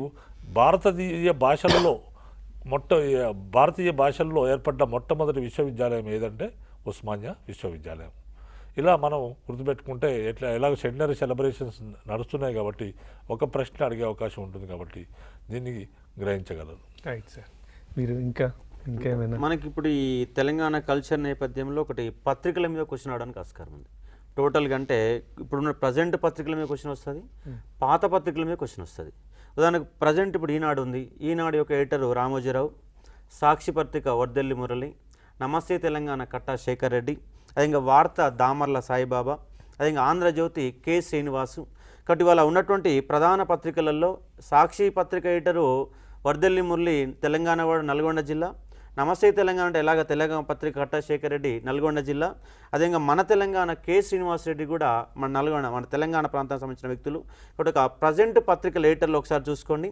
అదేవిధంగా పాత పత్రికల మీద క్వశ్చన్ అవడానికి ఆస్కారం ఉంది. దాంట్లో మొట్టమొదటిసారిగా ఉర్దూ భాష పత్రిక రిసాల్ లబ్ది, మొట్టమొదటి ఉర్దూ భాష పత్రిక రిసాల్ లబ్ది. అలాగే మొట్టమొదటిసారిగా తెలుగులో వచ్చిన ఒక పత్రిక సరోజినీ విలాస్, ఇది మహబూబ్ నగర్ నుంచి వెలువడడం జరిగింది సరోజినీ విలాసు. దీన్ని శ్రీనివాస శర్మ దీన్ని మొట్టమొదటిసారిగా వెళ్ళ తీసుకొచ్చాడు. అదే ఇంకా మొట్టమొదటిసారిగా అనువాద పత్రిక సేద్య చంద్రిక, ఇది ఉర్దూ నుంచి తెలుగులోకి ట్రాన్స్లేట్ చేసి వచ్చిన పత్రిక సేద్య చంద్రిక. కాబట్టి సేద్య చంద్రిక అనువాద పత్రిక, మొట్టమొదటి తెలుగు పత్రిక మనకు సరోజినీ విలాసు, మొట్టమొదటి ఉర్దూ పత్రిక రిసాల్ అబ్ది. అలాగే తెలంగాణలో మొట్టమొదటిసారిగా వచ్చినాక ఇంగ్లీష్ పత్రిక దక్కన్ టైమ్స్ అనే ఒక పత్రిక. కాబట్టి ఒక ఉర్దూలో భాషలో వచ్చింది రిసాల్ అబ్ది, తెలుగులో భాషలో వచ్చింది, ట్రాన్స్లేటర్లో వచ్చింది, ఇంగ్లీష్ భాషలో వచ్చింది. కాబట్టి 4 భాషలలో ముఖ్యమైన పత్రికలు గుర్తుపెట్టుకోండి. అది ఇంకా ప్రాతకాలంలో ఉన్నటువంటి గోల్కొండ పత్రిక సూరవరం ప్రతాప్ రెడ్డి, ఇది మొట్టమొదటిసారిగా అర్ధవార పత్రిక వచ్చింది. ఇది డైలీ పత్రిక కాదు, వారపత్రిక కాదు, అర్ధవార పత్రిక. ఇది బుధవారం శనివారం మాత్రం వెలువడేది. ఆ తర్వాత కాలంలో 1948 తర్వాత దాన్ని డైలీ పత్రిక మార్చారు. ఇది 1925లో మొదలైతే 1966 వరకు కొనసాగింది. కాబట్టి తెలంగాణని శాసించి నిజాంల కాలంలో సామాజిక సంస్కరణ ఉద్యమంలో పనిచేసిన ఒక పత్రిక మరి గోల్కొండ పత్రిక. కాబట్టి గోల్కొండ పత్రిక 25లో మొదలైంది, అర్ధవార పత్రిక మొదలైంది, 48 తర్వాత డైలీ పత్రికగా మారింది, 66 కొనసాగింది. దీని యొక్క ఎడిటరు సూరవరం ప్రతాప్ రెడ్డి. ఒక అంశాన్ని గుర్తుపెట్టుకోవాలి. అదేవిధంగా ఇమ్రోజ్ అనే పత్రిక షోయాబుల్లా ఖాన్ 28 సంవత్సరాల వయసులోనే నిజాం ప్రభుత్వాన్ని గడగడలాడించినటువంటి ఒక జర్నలిస్టు షోయాబుల్లా ఖాన్. ఈయన నిజాం ప్రభుత్వం పైన రాసిన ఆర్టికల్ ఏంటంటే, ఒకటి రాత్రి ప్రభుత్వము, పగలు ప్రభుత్వం. రాత్రులేమో తెలంగాణ సాయుధ పోరాట వీళ్ళు అనే వాళ్ళు ప్రజల్ని చైతన్యవంతపరిచే ప్రయత్నం చేస్తుంటే, పొద్దుగాల రజాకార్లు అనే వాళ్ళు ప్రజల మీద దాడి చేశారు. కాబట్టి పగలేమో రజాకారులు ప్రజల్ని ఇబ్బంది పెడుతున్నారు, రాత్రేమో తెలంగాణ సాయుధ పోరాటలు వాళ్ళు ప్రజల్ని ప్రభావితం చేసే ప్రయత్నం చేస్తున్నారు. రాత్రి ప్రభుత్వం పగలు ప్రభుత్వం అనే ఒక ఆర్టికల్ రాసిన నేపథ్యంలోనే ఆయన హత్య చేయడం జరిగింది. ఇమ్రోజ్ అనే ఒక పత్రిక ఎడిటర్ షోయాబుల్లా ఖాన్. ఆయన అంతకుముందు తేజ్ అనే ఒక పత్రికలో ఒక సబ్ ఎడిటర్గా పనిచేశాడు. దానితో పాటుగా రయ్యత్ అనే పత్రికలో కూడా సబ్ ఎడిటర్గా పనిచేశాడు. దానితో పాటు రయ్యత్ అనే ఒక పత్రికగా ఎడిటర్ అని చెప్పేసి కూడా ఎవరు అని క్వశ్చన్ అడుగుతారు. మందుముల నరసింహారావు, ఇది ఒక ఉర్దూ భాష పత్రిక. మందుముల నరసింహారావు ఒక ఉర్దూ భాష పత్రిక. ఇది 1947లో కొంతకాలం ఆగిపోవడం జరిగింది. ఉర్దూలో వెళ్ళింది మందుముల నరసింహారావు. ఈయన రాసిన ఒక గ్రంథము 50 Years of హైదరాబాద్, 50 సంవత్సరాల హైదరాబాద్ అనే ఒక గ్రంథాన్ని కూడా రాయడం జరిగింది ఒక పాత పత్రికలు చూసినప్పుడు. అదేవిధంగా మరికొన్ని ఫ్లాష్ అండ్ ఫెలోమెన్ అనే ఒక పత్రికను ప్రారంభించింది ఎవరంటే ఈవి పద్మనాభన్ నడపడం జరిగింది. దానితో పాటు ఒలంపస్ అనే పత్రికని కేశవరావు జాదవ్ నడపడం జరిగింది. ఈయనని మిస్టర్ తెలంగాణ పిలిచారు. 69 ఉద్యమంలో మేడే సందర్భంగా ర్యాలీలో పాల్గొని ఆ ఉద్యమాన్ని నాయకత్వం వహించాడు. అదేవిధంగా జనధర్మ పత్రిక 69 ఉద్యమ కాలంలో ఉన్నట్టు సీమాంధ్ర పత్రికలు తెలంగాణ వాదాన్ని అణచివేసే ప్రయత్నం చేస్తుంటే మాడబోసు శ్రీనివాసాచార్య, ఇవాళ ఉన్నటువంటి మాడబోసు శ్రీధర్ వాళ్ళ యొక్క ఫాదరే మాడబోసు శ్రీనివాసాచార్య, ఈయన జనధర్మ అనే ఒక వీక్లీ మ్యాగజిన్ని తెలంగాణ ఉద్యమంలో నడపడం జరిగింది. ఒక అంశాన్ని కూడా మీరు గుర్తుపెట్టుకోవచ్చు. అదేవిధంగా సుజాత అనే పత్రికని నరసింహ శర్మ నడపడం జరిగింది. అదేవిధంగా తెలంగాణ ఇన్ఫర్మేషన్ ట్రస్ట్ ఆధ్వర్యంలో మా తెలంగాణ పత్రిక నడిచింది. అదేవిధంగా ఆకుల భూమయ్య ఆధ్వర్యంలో తెలంగాణ జనసభ ఆధ్వర్యంలో నా జన తెలంగాణ పత్రిక నడిచింది. అలాగే వి ప్రకాష్ ఆధ్వర్యంలో తెలంగాణ మహాసభ కొనసాగింది. దానితో పాటుగా మనకు చర్చ అనే ఒక పత్రికని పిట్టెల రవీంద్ర నడిపారు. అలాగే తెలంగాణ టైమ్స్ అని ఒక నాగోబా ఎడిటర్గా పంపడం జరిగింది. భాగ్యరెడ్డి వర్మ మొన్న రీసెంట్గా అయింది సార్. ఒకసారి ఒక కాలర్ ఉన్నారు. హలో మాట్లాడండి. Hello sir. హలో చెప్పండి మీ డౌట్. నేను నార్కర్నూలు నుంచి తిరుపతి సార్. ఓకే సార్, ఒకటి నక్సల్బరీ ఉద్యమం గురించి ఏమైనా ఇన్ఫర్మేషన్ ఈ రీసెంట్ గా దాని గురించి ఇష్యూ జరుగుతుంది. అంటే ఇష్యూ అనేది మొన్న ఇప్పుడు దానికి 50 సంవత్సరాలు పూర్తయింది. 1969 మే 22వ తారీఖు నాడు ఈ నక్సల్బరీ అని ఒక మొట్టమొదటిసారి ఏర్పాటు జరిగింది. సిపిఐ ఎంఎల్ అనేది ఏర్పడింది. మరి ఈ నక్సల్బరీలో మనకు ఉన్నటువంటి ఒక బేసిక్ సమాచారం తీసుకోవాలని అవసరం ఉంటుంది. ఎందుకంటే తెలంగాణ ఉద్యమంలో నక్సల్బరీ ఒక ఉద్యమం కార్యక్రమం కూడా ఉంది. ఇది 1969 మే 22 నాడు సిపిఐ ఎంఎల్ అనే ఒక పార్టీ ఏర్పడడం జరిగింది. చారు ముజిందర్, కాను సన్యాల్ అనే ఒక పార్టీని ఏర్పాటు చేశారు. ఇది పశ్చిమ బెంగాల్లో మొదలైతే అక్కడి నుంచి శ్రీకాకుళం విధంగా తెలంగాణకు వచ్చింది. తెలంగాణలో కూడా మనకు ఈ యొక్క దీని అవసరంలో వీరసం విప్లవ రచయితల సంఘటనలో 70 జూలై 4వ తారీఖు నాడు ఏర్పడింది జరిగింది. అక్కడ దీంట్లో భాగంగా మనకు జననాట్య మండలి ఒక కార్యక్రమం ఏర్పడింది. అలాగే పీడిఎస్యు, ఆర్ఎస్యు అనే కార్యక్రమాలు వచ్చినాయి. ఆర్ఎస్యు కార్యక్రమాల ఆధ్వర్యంలో గ్రామాలకు తరలండి అనే నేపథ్యాన్ని కూడా కార్యక్రమం నిర్వహించారు. మీకు గ్రూప్ 2కి సంబంధించి మనకు 1:40 క్లాస్ కూడా ఉంది మనకు నక్సలిజం మీద. అదొకసారి క్లాస్ వినండి, ఎందుకంటే ఇప్పుడు మనం దాన్ని పూర్తిగా మనం డిస్కస్ చేసే టైం అనేది మనకి ఇక్కడ లేదు. నక్సలిజం ఒక క్లాస్ మొత్తం వినండి. మీరు మరో కాలర్ ఉన్నారు. హలో, మాట్లాడండి సార్లతో, మీ డౌట్ ఉంటే అడగండి. హలో, నమస్కారం అండి. సార్, ఇందాక మీరు పత్రికల గురించి చెప్పారు కదా సార్. అయితే మొదటి తెలుగు పత్రిక నీలగిరి కదా సార్? కాదమ్మా, పొలిటికల్ రాజకీయ పత్రిక. అది రాజకీయ పత్రిక నీలగిరి. హితబోధిని ఫస్ట్ పత్రిక కదా సార్? కాదమ్మా, సరోజిని విలాసే. తెలుగులో వచ్చిన ఒక పత్రిక సరోజిని విలాసే. హితబోధిని కాదా సార్? హితబోధిని ఇదే పత్రిక. మీరు గుర్తు హితబోధిని 1913వ సంవత్సరంలో వచ్చింది. సరోజిని విలాస్ ఎప్పుడు వచ్చింది సార్? 12లో. సరోజిని విలాస్ 1912లో మహబూబ్ నగర్ కేంద్రంగా వచ్చింది. ఓకే, అంటే మన ఫస్ట్ పేపర్ అని వస్తే సరోజిని విలాసే టిక్ చేయాలి. సరోజిని విలాస్ చేయాలి మీరు. Okay, thank you sir. Right sir, ఇద్దరికి ఇక మనకు ఒక 4-5 మినిట్స్ టైం ఉంది. ఫైనల్గా ఈ 2 నిమిషాలలో ఇంకేం చెప్పాలనుకుంటున్నారో మీరు అభ్యర్థులకు? అంటే మనకి ఇక్కడ తెలంగాణ ఉద్యమ నేపథ్యంలో కల్చర్ ఒక చూసుకోండి. పండుగలలో బతుకమ్మ, బోనాలు చూసుకోవాలి. దాంట్లో పాటు ఈ సినీ రచయితల యొక్క గేయాలు చూసుకోవాలి. దానితో పాటు బిరుదులు చూసుకోవాలి. ఆ బిరుదుల్లో భాగంగా హైదరాబాద్ అంబేద్కర్, బిఎస్ వెంకట్రావు, తెలంగాణ భగత్ సింగ్ లాంటి ఒక బిరుదులు చూసుకునే ఒక ప్రయత్నం చేయండి. బిరుదులు, ఒక సాహిత్యంలో భాగంగా వాళ్ళు రాసిన పద్యాలు, పండుగలలో బతుకమ్మ, బోనాలు గురించి చూసుకోండి. ఇండియన్ హిస్టరీలోకి వచ్చేసరికి మీరు గ్రంథాలు ఒకసారి చూడండి. నిర్మాణాలు, ఇండియన్ హిస్టరీలో మొత్తంగా నిర్మాణాలు ఒక 30 నిర్మాణాలు వస్తాయి. ఆ 30 నిర్మాణాలు ఎవరు కట్టారు, ఎవరి కాలంలో నిర్మించబడినవి ఒక టేబుల్ మాదిరిగా చూసుకునే ఒక ప్రయత్నం చేయండి. ముఖ్యంగా ఇంకోటి ఏమిటంటే ఈ యొక్క ప్రధాన వంశాలు, వాళ్ళ యొక్క రాజధానులు. మౌర్యుల యొక్క రాజధాని పాటలీపుత్రము, గుప్తుల యొక్క రాజధాని పాటలీపుత్రం మరియు ఉజ్జయిని, చోళుల యొక్క రాజధాని తంజావూరు, పల్లవుల రాజధాని కంచి, ఢిల్లీ సుల్తాన్ల యొక్క రాజధాని ఢిల్లీ, అలాగే ఆగ్రా కూడా కొంతకాలం కొనసాగింది. కాబట్టి ఇలా రాజధానుల లిస్టు మొత్తం చూసుకోండి. అలాగే వంశాలు, వాళ్ళ కాలంలో ఉన్న అధికార భాష చూసుకోండి.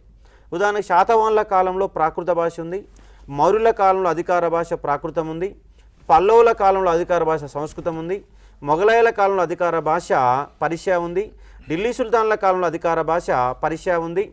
ఇలా ప్రాంతీయ వంశాలలో ఉదాహరణ కాకతీయులు ఉన్నారు. కాకతీయులు అనగానే అందరూ ఏం చేసుకుంటారంటే తెలుగు భాష అనుకుంటారు, కానీ అధికార భాష సంస్కృతం అనే ఒక భాష ఉంది. ఇక్కడ ఇలా భాషలో ఒక లిస్టు, రాజధానిలో ఒక లిస్టు, అలాగే నిర్మాణాల ఒక లిస్టు, సాహిత్యంలో ముఖ్యమైన గ్రంథాల ఒక లిస్టు. ఇలా మీరు లిస్ట్ వైడ్ చేసుకోగలిగితే మనకు ఇండియన్ హిస్టరీలో ఎక్కువ మార్కులు స్కోర్ చేయడానికి ఆస్కారం ఉంది. అలాగే తెలంగాణ ఉద్యమ చరిత్రలో మాత్రము మీరు ముఖ్యంగా కమిటీలు చూసుకోవాలి, ఒక ముఖ్యమైన 30 తేదీలు చూసుకోవాలి, పౌర సంఘాలు ఎవరు స్థాపించారో ఒక అంశం చూసుకోవాలి.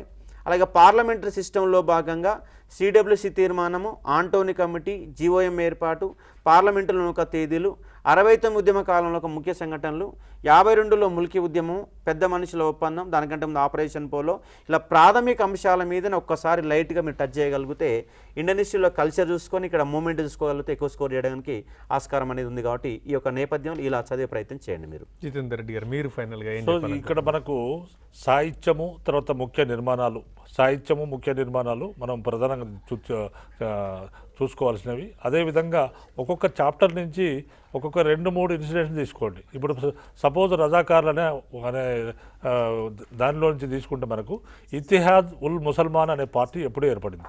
ఈ ప్రశ్న గతంలో 1927 సంవత్సరంలో ఏర్పడింది. రజాకార్ సంస్థ ఎప్పుడు వెలుగులోకి వచ్చిందంటే 1940లో వచ్చింది.